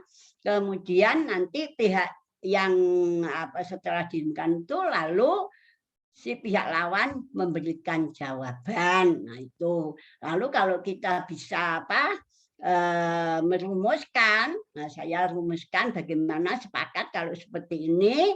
Nah itu lalu dirumuskan. Atau kalau tidak terserah Bu, saya mau buat rumusan sendiri. Monggo. Kalau begitu apa saya perlu kasih waktu untuk keluar sebentar kira-kira 1 atau 2 jam atau minta waktu? Kadang minta, Bu, saya minta seminggu ya, Bu. Saya minta 2 minggu ya, Bu. Iya, pokoknya sebelum 1 bulan nggak apa-apa. Jadi saya nanti akan memberitahukan bahwa perkara ini saya tunda kepada majelis hakim yang menugaskan kepada saya untuk bahwa perkara ini masih dalam perundingan. Saya katakan begitu kepada hakim, ditunda karena ada perundingan. Nah kalau sudah datang bagaimana? Belum selesai ya, saya lapor lagi pada majelis hakim, ternyata konsepnya belum selesai. Itu juga seperti itu. Itu caranya. Untuk itu kalau tidak begitu tawar menawar. Nah itu tawar menawar kadang-kadang. Nah kalau sudah, saya sampaikan. Apakah saya yang membuat konsep perdamaian ataukah Bapak yang membuat konsep perdamaian atau Ibu berduaan Bapak dan Ibu, itu tergantung kepada mereka. Kami bebas ya, tidak satu pun kami ingin bentuk tidak. Jadi terserah. Ya, itu. Demikian pula kalau waris juga begitu. Apakah mau dibuat konsep atau kadang-kadang sudah matang sendiri juga ada, ya mungkin dia menggunakan advokat itu lalu datang sudah menjadi konsep dan memang datang itu hanya untuk berdamai, itu ada, baik itu masalah perceraian, masalah warisan, itu ada yang seperti itu. Jadi sudah mereka itu digodok oleh advokatnya sendiri. Itu yang saya maksudkan. Memang kita saya tidak hanya di tengah ya itu. Nah itu. Oleh karena itulah kalau sudah memperoleh kesepakatan, maka setelah saya konsep atau dia yang konsep, kemudian saya bacakan berdua sudah betul, tidak ada yang diingkari, tidak akan ada yang diselisih dan semua berjanji akan melaksanakan. Iya, Bu. Itu seperti itu. Ya, ini yang saya maksudkan dengan baik itu tentang warisan maupun apa itu seperti itu. Dia harus betul-betul. Nah, ibu-ibu yang maka sudah saya katakan tadi sifat mediasi ini adalah memang tertutup. Jadi tidak boleh kita menyampaikan.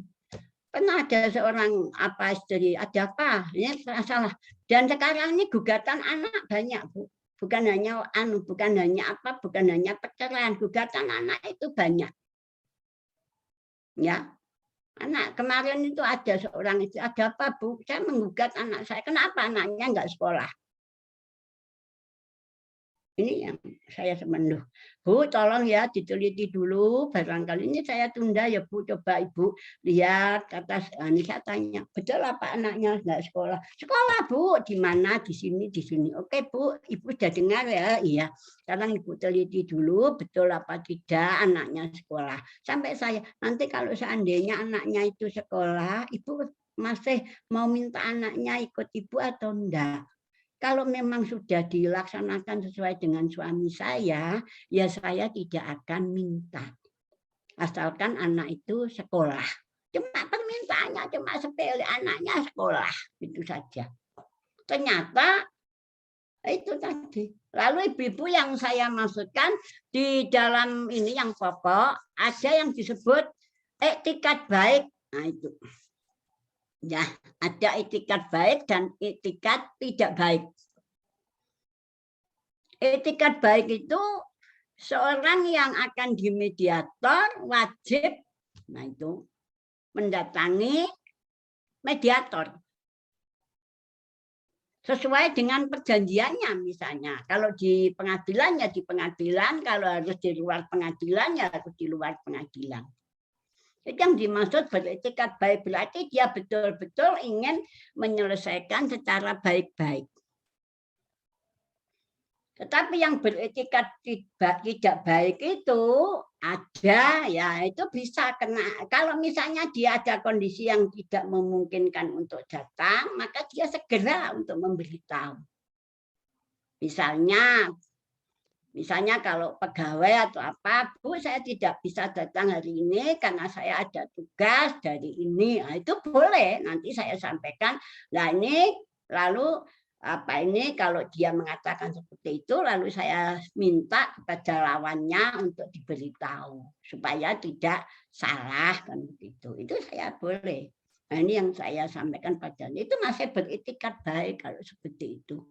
Tapi yang tidak baik yang bagaimana? Sudah ditentukan waktunya, memberitahu tidak, lawannya sudah datang, tidak diberitahu. Seperti kemarin ada itu. Seorang advokat. Dia menjadi advokat penggugatnya. Tergugatnya sudah saya beritahu jam sekian. Beliau sudah datang. Setelah saya tanya, Pak, di mana kuasa hukum siapa sih tergugat itu? Kuasa penggugat itu enggak datang. Aman tunggu sebentar ya, nanti masuk lagi gitu. Ya, Bu, gitu. Mungkin dia nunggu tidak datang, pulang si orang ini. Nah itu seperti itu. Tidak memberitahu ketika dia datang kepada saya. Maaf Bu, saya kemarin itu enggak bisa datang. Enak aja kamu bilang maaf. Bisa katakan Bu begitu. Sungkana, mohon maaf. Waktunya tinggal 5 menit tinggal lagi. sedikit ya. Itu jadi saya sampaikan seperti itu. Enak aja kamu minta maaf.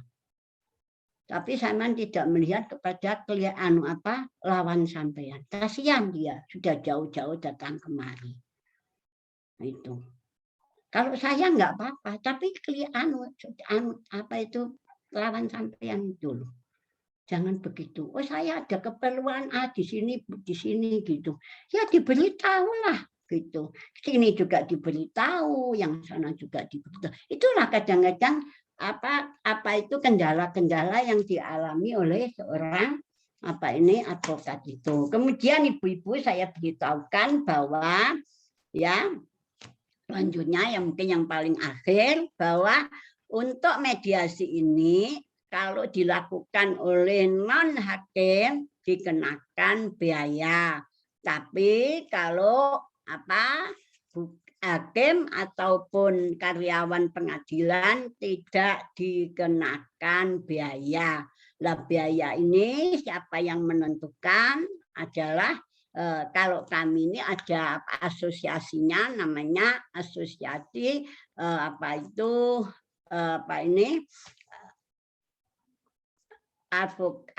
mediator pengadilan agama Jawa Timur. Jadi saya itu ditentukan ini. Lalu apa sih Bu keuntungan mediasi itu? Kalau ibu-ibu saya sampaikan keuntungannya, satu mempercepat proses penyelesaian sengketa. Jadi kalau sudah dimediasi tidak, ya sudah saya laporkan. Biayanya rendah. Karena kita punya asas cepat, ya, sederhana, biaya ringan. Itu kita harus sampai situ. Kemudian memberi kesempatan bagi tercapainya penyelesaian yang menghasilkan kesepakatan. Nah itu. Jadi kalau misalnya dia sudah mau, ya sudah. Satu kali pun juga mau gitu. Nah, lanjutnya kalau seperti itu maka proses itu akan cepat, dan kalau misalnya terjadi perdamaian maka akan dikuatkan oleh hakim yang akan menetapkan dan akan dibuatkan namanya akte perdamaian. Apakah itu waris, apakah itu anak, apakah itu cerai dan lain-lain, kalau sepakat akan dikuatkan oleh hakim. Cuman bedanya Bu, ya kalau perceraian, perkaranya harus dicabut. Ya, perkaranya dicabut, bukan diteruskan, bukan dicabut. Jadi sudah nanti kalau misalnya sepakat rukun, maka di situ penggugat atau pemohon akan mencabut perkara itu. Oke, sampai di sini mungkin ibu-ibu kalau mau bertanya monggo, ya. Itu monggo kalau mau bertanya. Mungkin saya hanya memberikan contoh-contoh aja. Oke, monggo silakan. Baik, terima kasih Bu Sungkana untuk pemaparannya mengenai mediasi.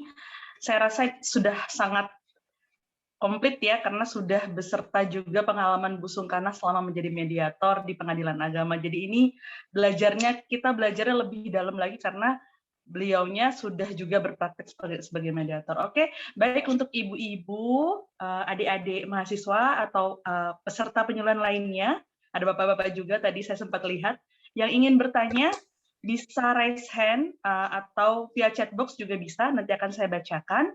Saya buka untuk 3 penanya.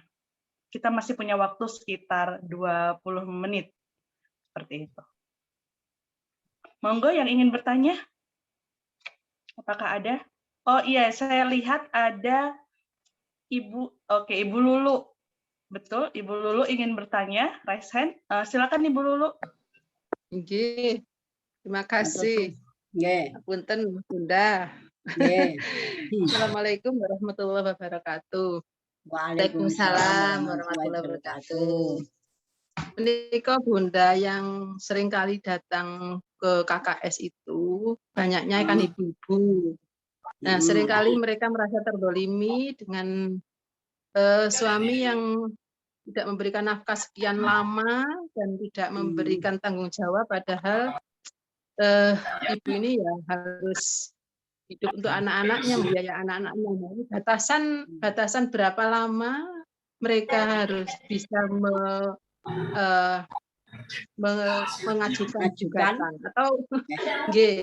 atau kita mediasinya bagaimana, soalnya kasihan juga kalau orang-orang datang seperti ini. Terima kasih Bunda. Ya, saya langsung jawab aja ya. Bagaimana? Ibu silakan. Ya, Ibu silakan. Jadi kalau Imam Syafi'i mengatakan 3 hari tidak diberi belanja itu bisa minta. Tapi ya kebangetan lah gitu ya. 3 hari tidak diberi nafkah oleh suaminya, itu sudah bisa minta. Menggugat, artinya minta cerai gitu. Tapi ya kok ya kebangetan gitu loh. Kalau menurut saya kok kebangetan gitu ya. Nah itu aja juga, tergantung. Jadi tergantung istri itu. Yang penting saya sampaikan, yang penting itu ada pengalaman buat saya. Tapi bukan waktu mediasi. Jadi ada orang ditinggal suaminya 10 tahun, tidak diapa-apakan. Tidak diberi belanja, suaminya ada.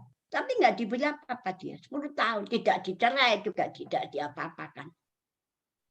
Lalu si istri ini menggugat cerai. Sudah putus. Ternyata si istri ini ketika menggugat cerai, sudah ada cantolan. Tahu ya Bu cantolan ya? Cantolan. Kayak baju aja Bu. Ya nggak apa-apa. Justru itu yang menarik karena itu Budino ya. Itu ada cantolan. Nah cantolannya itu maunya segera kawin. Begitu diputus oleh pengadilan, kawin. Mau kawin begitu. Karena sudah merasa 10 tahun ditinggal suaminya itu tanpa ada segala sesuatu, dicerai tidak, dikasih nafkah tidak, apalagi istilahnya tidak diberi nafkah lahir batin. Nah, begitu diputus oleh pengadilan, calon suami ini minta datang ke KUA. Oleh KUA mengatakan Tidak bisa, Pak. Ini tolong Pak sampean ke pengadilan saja. Ke pengadilan, ketemu saya, karena dianggap mungkin saya tahu gitu. Ketemu saya. Ya, saya sampaikan, coba Bu, sampean cerainya kapan? Diputus kapan? Oh iya Bu, sampean dulu ketika apa itu kawin itu sudah hubungan suami istri gitu. Sudah Bu, ya dulu saya kawin sudah lama, ya tinggal 10 tahun. Ya begini ya Bu, ya, maaf ini, Ibu harus idah dulu. Setelah idah baru Ibu boleh menerima lamaran Bapak itu loh. Saya katakan begitu. Wah, calon suaminya marah-marah, Terus saya akhirnya Pak, saya kembali kepada atasan saya. Ini tadi saya sudah memberitahu begini-begini. Ternyata apakah Bapak yang harus sudah cukup Bu, Ibu sudah betul gitu aja ke atasan saya itu. Nah akhirnya orangnya pulang. Masa mau kawin nggak boleh? Sudah ditinggal suaminya 10 tahun. Sekarang mau saya kawin kok tidak boleh? Wah itu. Bukan, saya sudah katakan bukan tidak boleh Pak. Nunggu dulu ibu ini idah. Itu yang saya sampaikan kepada dia. Bukan nggak boleh, boleh asal sudah idah. Setelah idah baru Bapak ngelamar. Kan Bapak bojo gelem ta, ngono tak lho Pak wis nek dhek muni iya lamar kene budalono KUA sampai saya itu ambek guyu-guyu gitu. itu orangnya. Jadi boleh Bu, kapan saja, asal merasa sudah dizolimi. Memang, lalu saya katakan kepada si istri kadang, saya juga mengatakan kepada istri, Bu, sampean itu kerja ya, dapat banyak uang ya. Ketika sampean kerja itu untuk apa sih Bu? Niatnya? Niatnya untuk apa? Nah, ini kembali kepada innamal a'malu binniyat itu. Ya untuk mencukupi keluarga, Bu. Lah kok sudah sekarang sudah bisa kerja, sudah dapat uang, kok malah minta cerai ini bagaimana? Lah itu. Bu, nah itu saya mesti memberitahu ceritanya Hindun ya.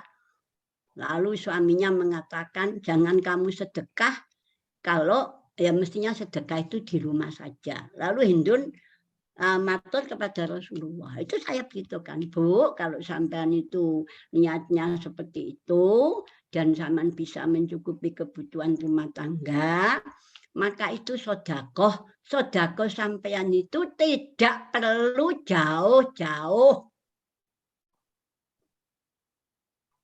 Asal sampean enggak ngelempeng, saya bilang. Tidak seperti pasar kelempeng, saya katakan begitu, itu sudah sedekah. Ada yang, oh gitu ya Bu, ya. Nah itu ada. Ya, ada juga, Bu saya ini, misalnya kalau perkara waris juga begitu. Saya ini dulu yang merawat bapak saya, masa saya enggak itu. Oh Bu, saya kadang begitu. Dia sudah ngomong gitu, Bu maaf ya. Sampean itu anak, ya ingin berbuat baik kepada orang tua apa enggak? Lah iyalah Bu. Lah kalau sampean enggak ngomong begini terus bagaimana? Nah itu yang saya sampaikan. Jadi betul-betul kita ini seakan-akan ya mediator itu seperti dai begitu. Orang yang berdakwah betul. Jadi saya sampaikan. Jadi kalau ibu tidak mau karena suaminya kok begini, nah itu monggo, saya katakan. Tapi kalau ibu ikhlas, itu ibadah sampean. Jadi tidak perlu kita misalnya mau nyumbang ke masjid, mau nyumbang ke anak yatim. Itu kalau rumah tangga sana sudah cukup, monggo. Itu kadang ada yang luluh. Nah, itu yang saya sampaikan. Nah, demikian pula yang laki, itu yang saya sampaikan dulu. Jadi ketika ada yang bertanya itu, dengan catatan kalau ibu itu bekerja memang niat untuk mencukupi keluarga, monggo. Itu adalah sedekah sampean. Itu aja. Kan itu Hindun itu kan seperti itu. Kata Rasulullah betul itu. Jadi tidak perlu bersedekah jauh-jauh kalau rumah tangganya apa itu dandang kendilnya masih guling kan gitu ya. Ini yang saya maksudkan. Nah ya Bu ya, ini yang saya maksudkan ya. Adapun ibu masih punya kelebihan dan lain silakan enggak tidak ada yang mencegah itu, tapi rumah tangga dicukupi dulu. Ya, ini yang dimaksudkan. Kalau misalnya ini, demikian pula kalau seorang suami yang memang tidak bisa untuk mencukupi, maka hendaklah suami itu juga memberi izin kepada istrinya untuk bekerja.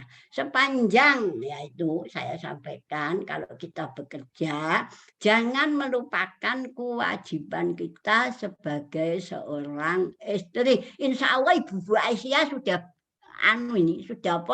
sudah bisa mencerna ini, ya. Jadi seperti Bu Taufik, walaupun kerja, Bu Rukmini atau siapa saja yang bekerja itu tidak melupakan kewajiban sebagai seorang istri. Wajar harus, ya. Ini yang saya sampaikan. Gitu ya Bu Lulu.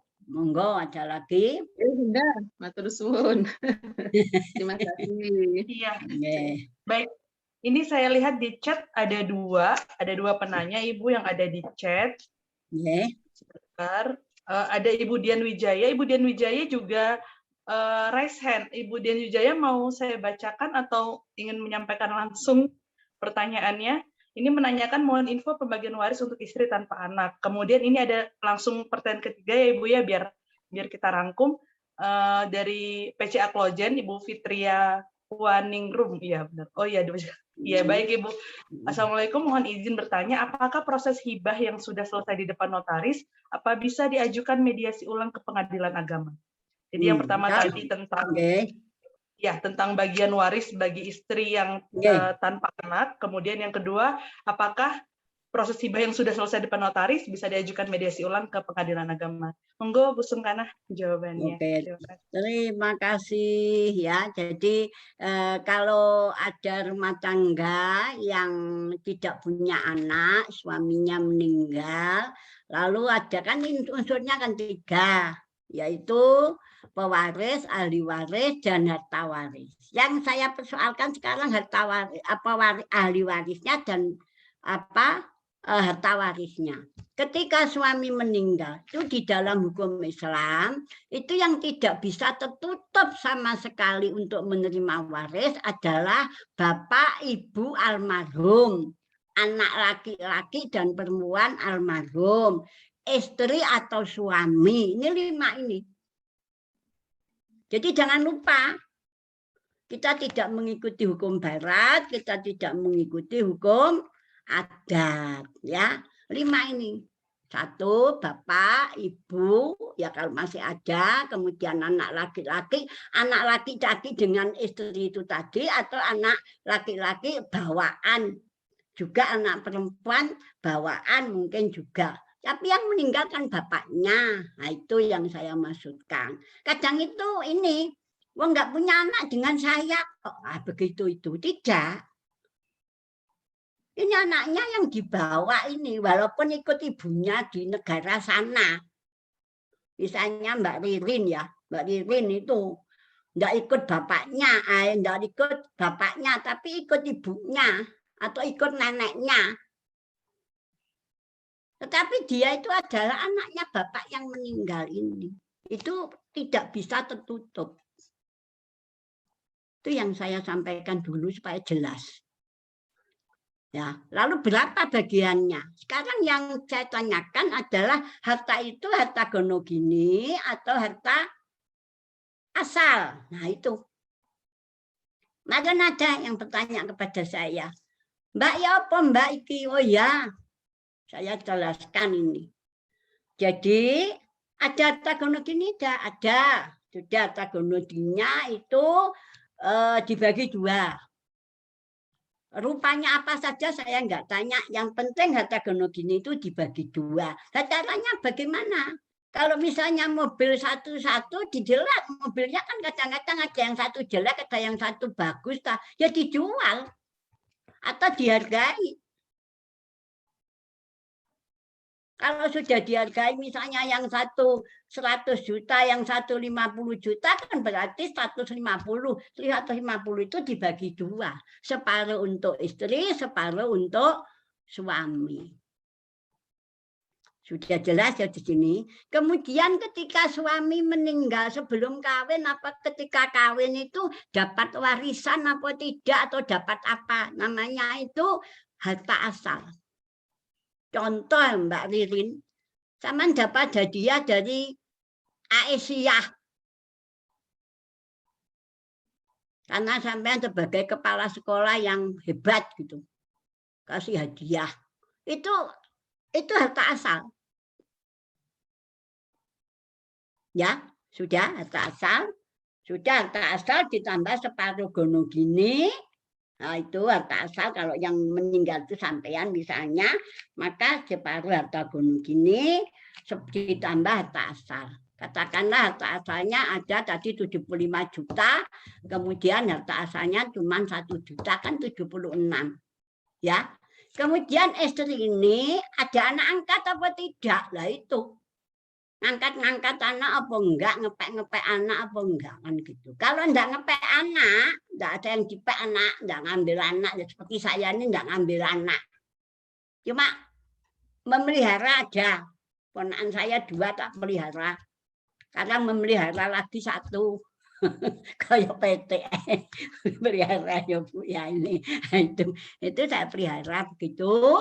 Maka kalau tidak ada, istri itu dapat 1/4 dari 76 juta. 1/4 dari 76 juta. Wis hitung dhewe kok wis. Lalu kalau masih ada bapak ibunya, ya bapak ibunya dapat ini kalau menurut ini ada istilah horowain itu 1/4 berapa? 1/3 dari harta itu. Kalau itu menurut Ibnu Abbas, tapi kalau menurut Umar bin Khattab 1/3 sisa. Lalu sisanya jatuh pada bapaknya. Itu yang dimaksudkan seperti itu. Itu kalau tidak punya anak. Kemudian yang kedua, jadi itu harus jangan. Setelah itu semua di 76 juta itu apa suami punya utang apa enggak? Punya hutang itu ada hutang kepada Allah yang seharusnya sudah bayar zakat belum. Punya janji kepada Mbak Ririn mau dikasih 10 juta, tinggal piro, tinggal 66 ya. Mau diberikan masjid, nah itu. Semua yang diberikan itu tidak boleh lebih daripada 1/3. Jadi kalau 76 1/3-nya paling hanya 25 juta yang boleh keluar. Sisanya baru dibagi waris. Istrinya dapat 1/4.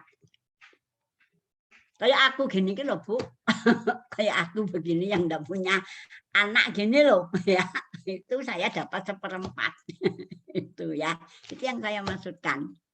Nah, lalu itu kalau ada bapak ibunya, lah kalau tidak ada bapak ibunya siapa yang sisanya yang setelah diambil istri itu? Ya saudara-saudara suami. Apa ada yang laki, apa ada yang perempuan. Kalau ada yang laki dan ada yang perempuan ya 1/2. Silakan Ibu baca surat An-Nisa 176.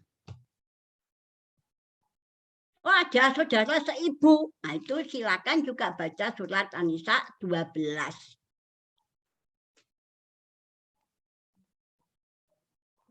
Jelas ya sini tuh, berarti bagiannya seperti itu. Nanti kita anukan. Memang hukum waris ini jelimet betul-betul sehingga harta-harta itu betul-betul harus dikumpulkan dulu. Makanya ibu-ibu kalau mau kawin duduk materialis bukan. Ibu bawa apa, suami bawa apa, terus bagaimana perkembangannya, wes. Nek asale 00 ya dadine apa wae ngono lho Bu ya. Tapi ketika kita di tengah-tengah perkawinan itu kadang-kadang dapat hadiah, dapat warisan, dapat hibah, dapat wasiat. Nah kadang-kadang itu yang disebut harta asal. Apalagi kalau sebelum kawin sudah punya harta, itu dicatat Itu yang dimasukkan saya nyatat itu. Tulis terus perkembangannya bagaimana itu. Nah, itu kadang-kadang jadi masalah juga. Itu karena apa? Ketika suami bilang, Mbak Ririn, Bung, dek aku nyelih duit mah aku tak nyambut gawe yo. Yo Mas, gak apa-apa, gawean dhisik nyambut gawe. Setelah dia punya uang segala, beli apa-apa di atas namakan orang lain. Termasuk kadang-kadang calon istrinya.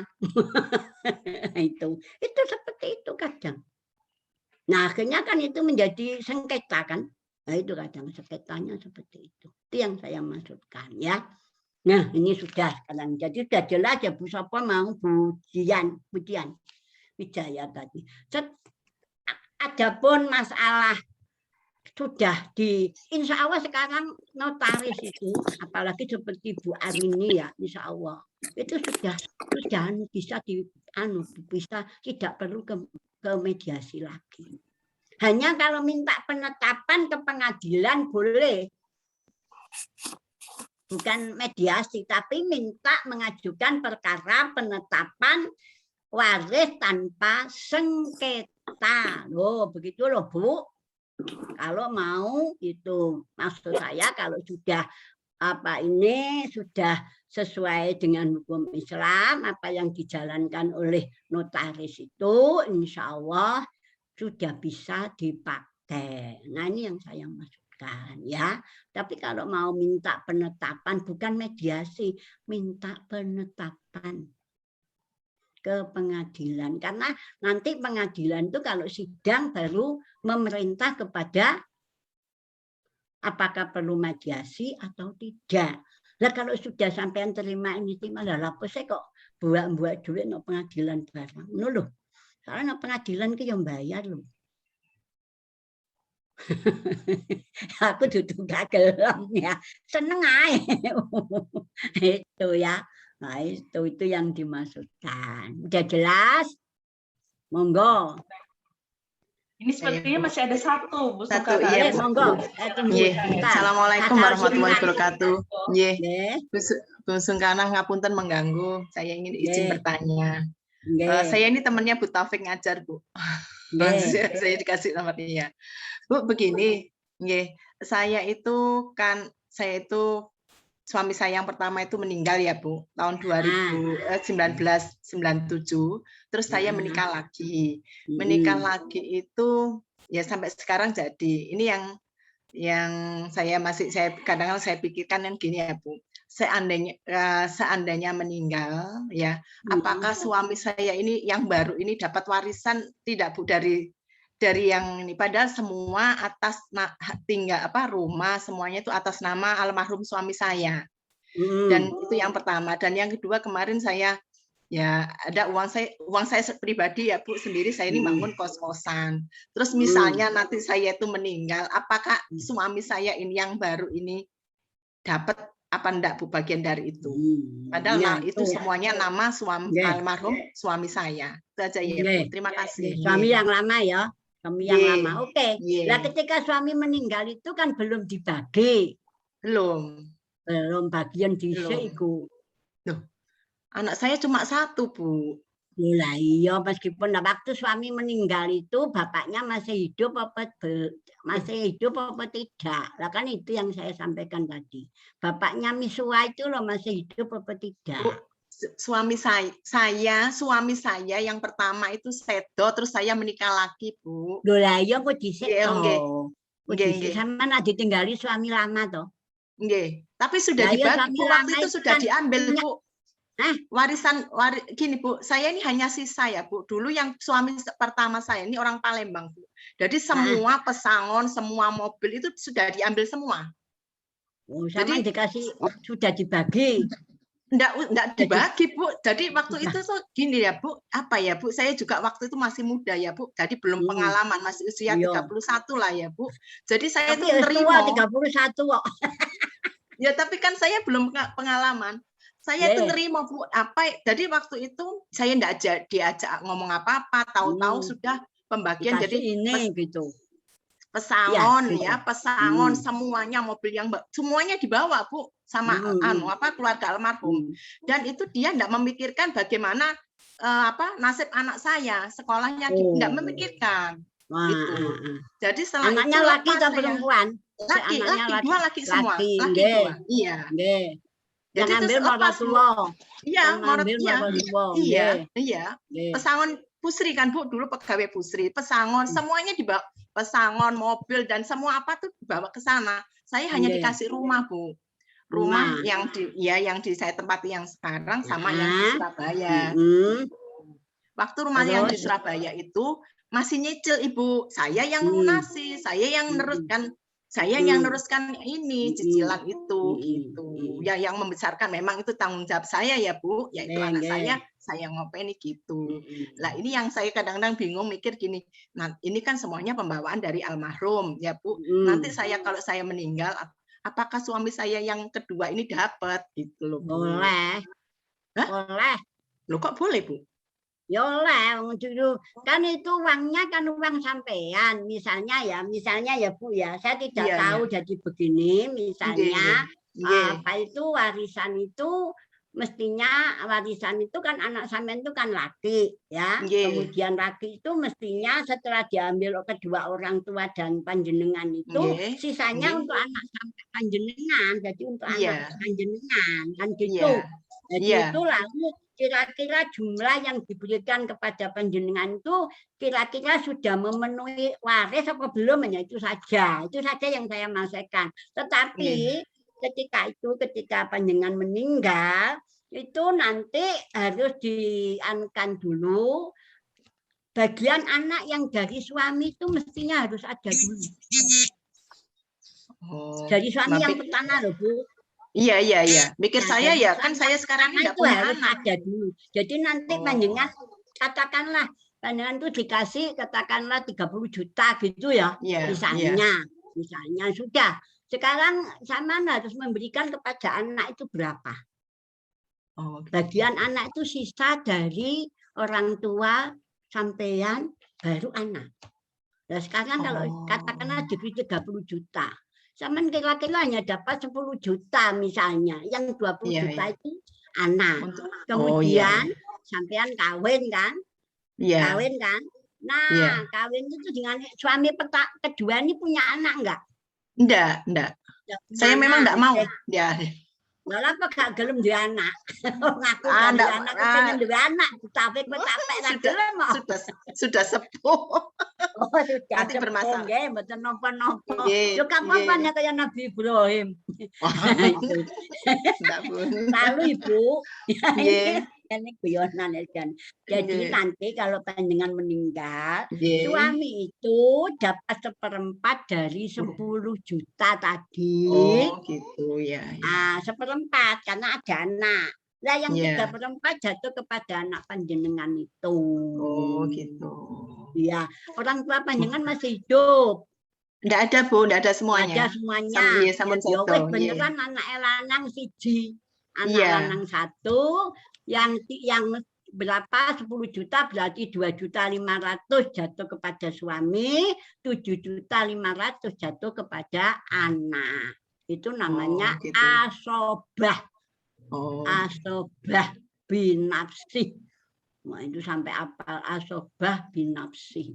Jadi, saya pikir enggak dapat, Bu, karena itu milik atas nama suami saya semua begitu.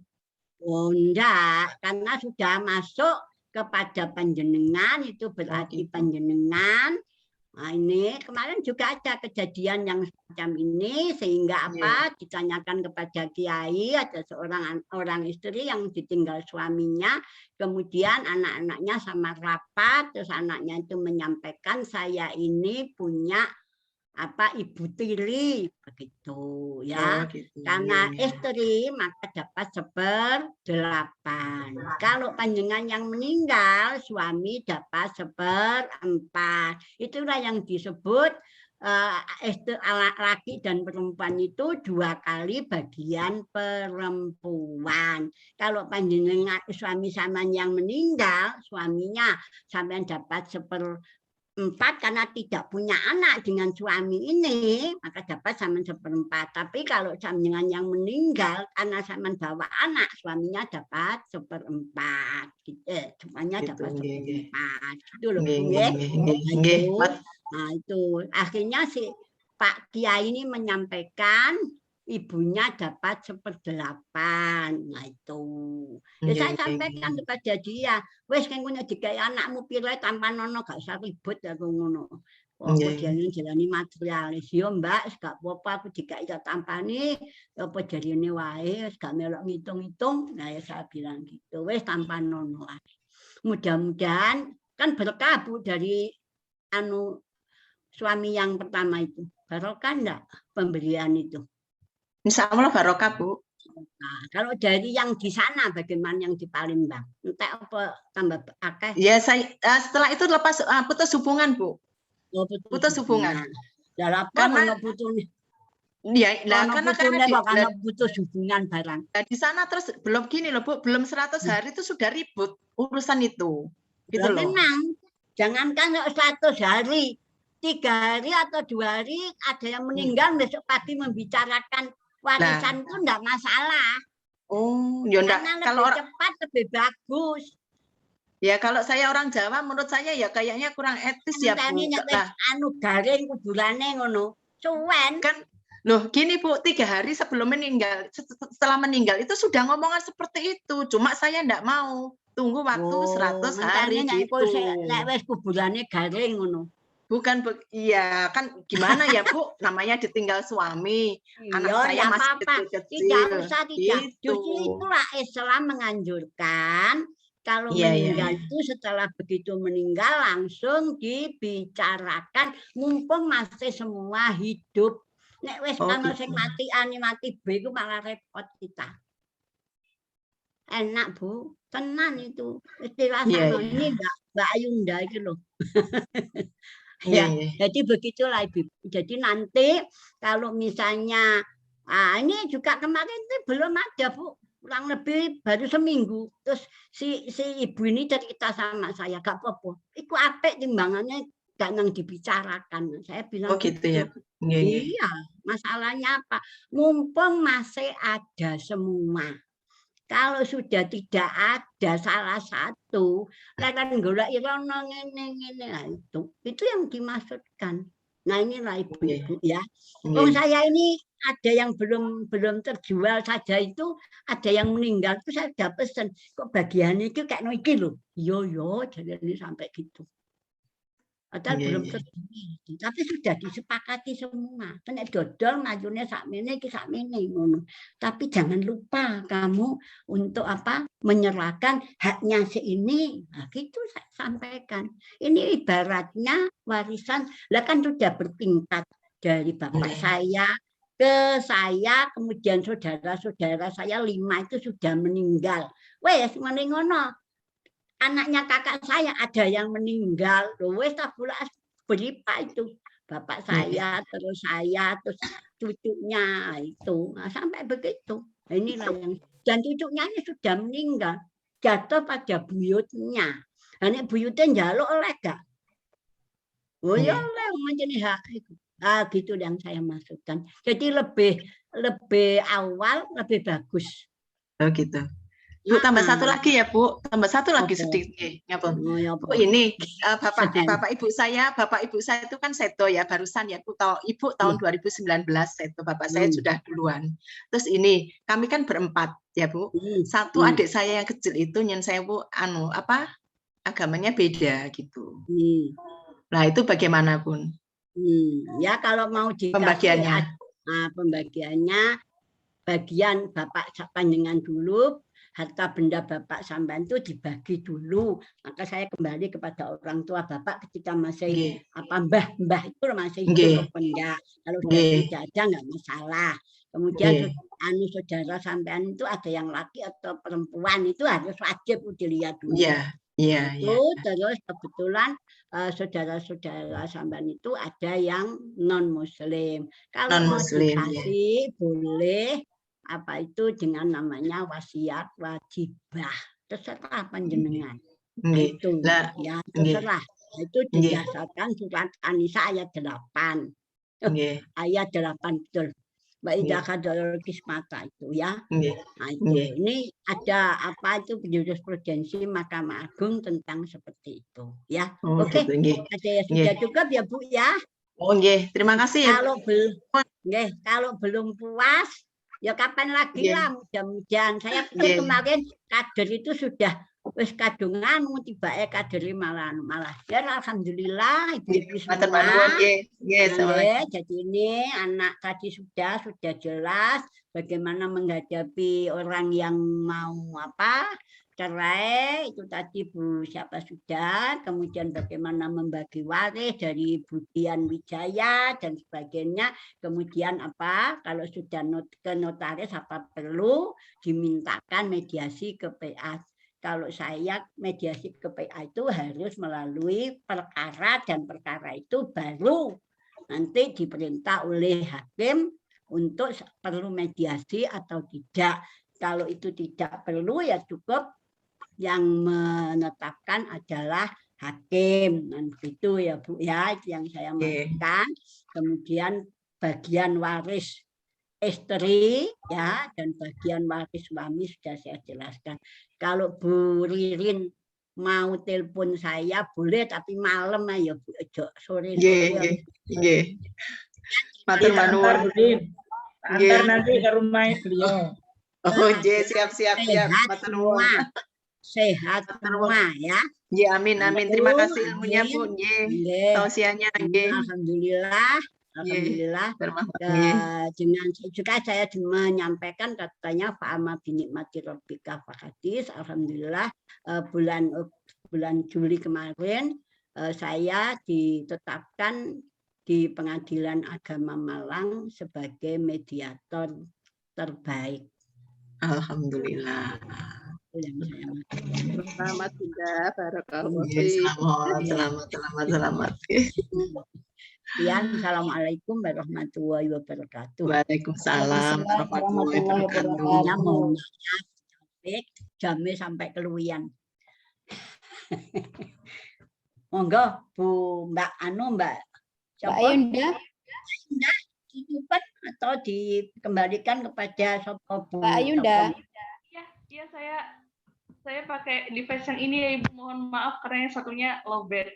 Iya, baik. Alhamdulillahirrahmanirrahim, kita sudah menyimak tadi, kita seperti ini ya, seperti belajar tentang mediasi 2 SKS gitu. Iya, jadi begitu tadi ibu-ibu semua peserta penyuluhan hukum Majelis Hukum dan HAM PDA Kota Malang, materi yang sudah disampaikan oleh Ibu Sungkana mengenai mediasi khususnya dalam perkara perceraian dan waris menurut Perma nomor 1 tahun 2016. Baik, semoga apa yang sudah disampaikan tadi bisa bermanfaat ya untuk kita semua, karena ilmu ini nantinya tentu akan kita kita distribusikan lagi seperti itu, karena kita kader-kader Aisyah punya kewajiban untuk mendistribusikan ilmu. Sampaikan Allah satu ayat, hari ini kita sudah menambah satu lagi ilmu baru tentang mediasi, jadi nanti bisa kita share ke orang-orang terdekat kita yang mungkin sedang mengalami sengketa hukum seperti itu. Baik, saya selaku moderator mohon maaf jika selama mendampingi atau memandu diskusi hari ini ada kesalahan, kurang lebihnya saya mohon maaf. Terima kasih untuk semua atensi dan semua partisipasinya. Bila bisa dilihat pasti berkhairat. Wassalamualaikum warahmatullahi wabarakatuh. Saya serahkan kembali kepada Mbak Afrida selaku MC. Waalaikumsalam warahmatullahi wabarakatuh. Terima kasih Mbak Ayunda juga Ibunda Sungkana atas ilmu yang sudah dibagikan kepada kita semua. Selanjutnya yaitu pengumuman untuk besok juga ada acara Zoom meeting. Besok hari Sabtu tanggal 16 Oktober 2021 ada kajian ideologi. Insya Allah pematerinya Ibu Sri Rahayu atau Bu Mujali mulai pukul 12.30 sampai selesai. Demikianlah acara demi acara sudah kita lalui pada hari ini. Untuk penutup, marilah bersama-sama kita membaca hamdalah, surat Al-Asr, dan doa kafaratul majelis. Bismillahirrahmanirrahim. Alhamdulillahirabbil alamin. Bismillahirrahmanirrahim. Wal asr innal insana lafi khusrin illal ladzina amanu wa amilus solihati wa tawasaw bil haqqi wa tawasaw bis sabr. Subhanakallahumma wa bihamdika asyhadu an la ilaha illa anta astaghfiruka wa atubu Saya sebagai ilaik. pembawa acara mohon maaf jika ada kekurangan dan kesalahan. Demikianlah acara saya akhiri. Assalamualaikum warahmatullahi wabarakatuh.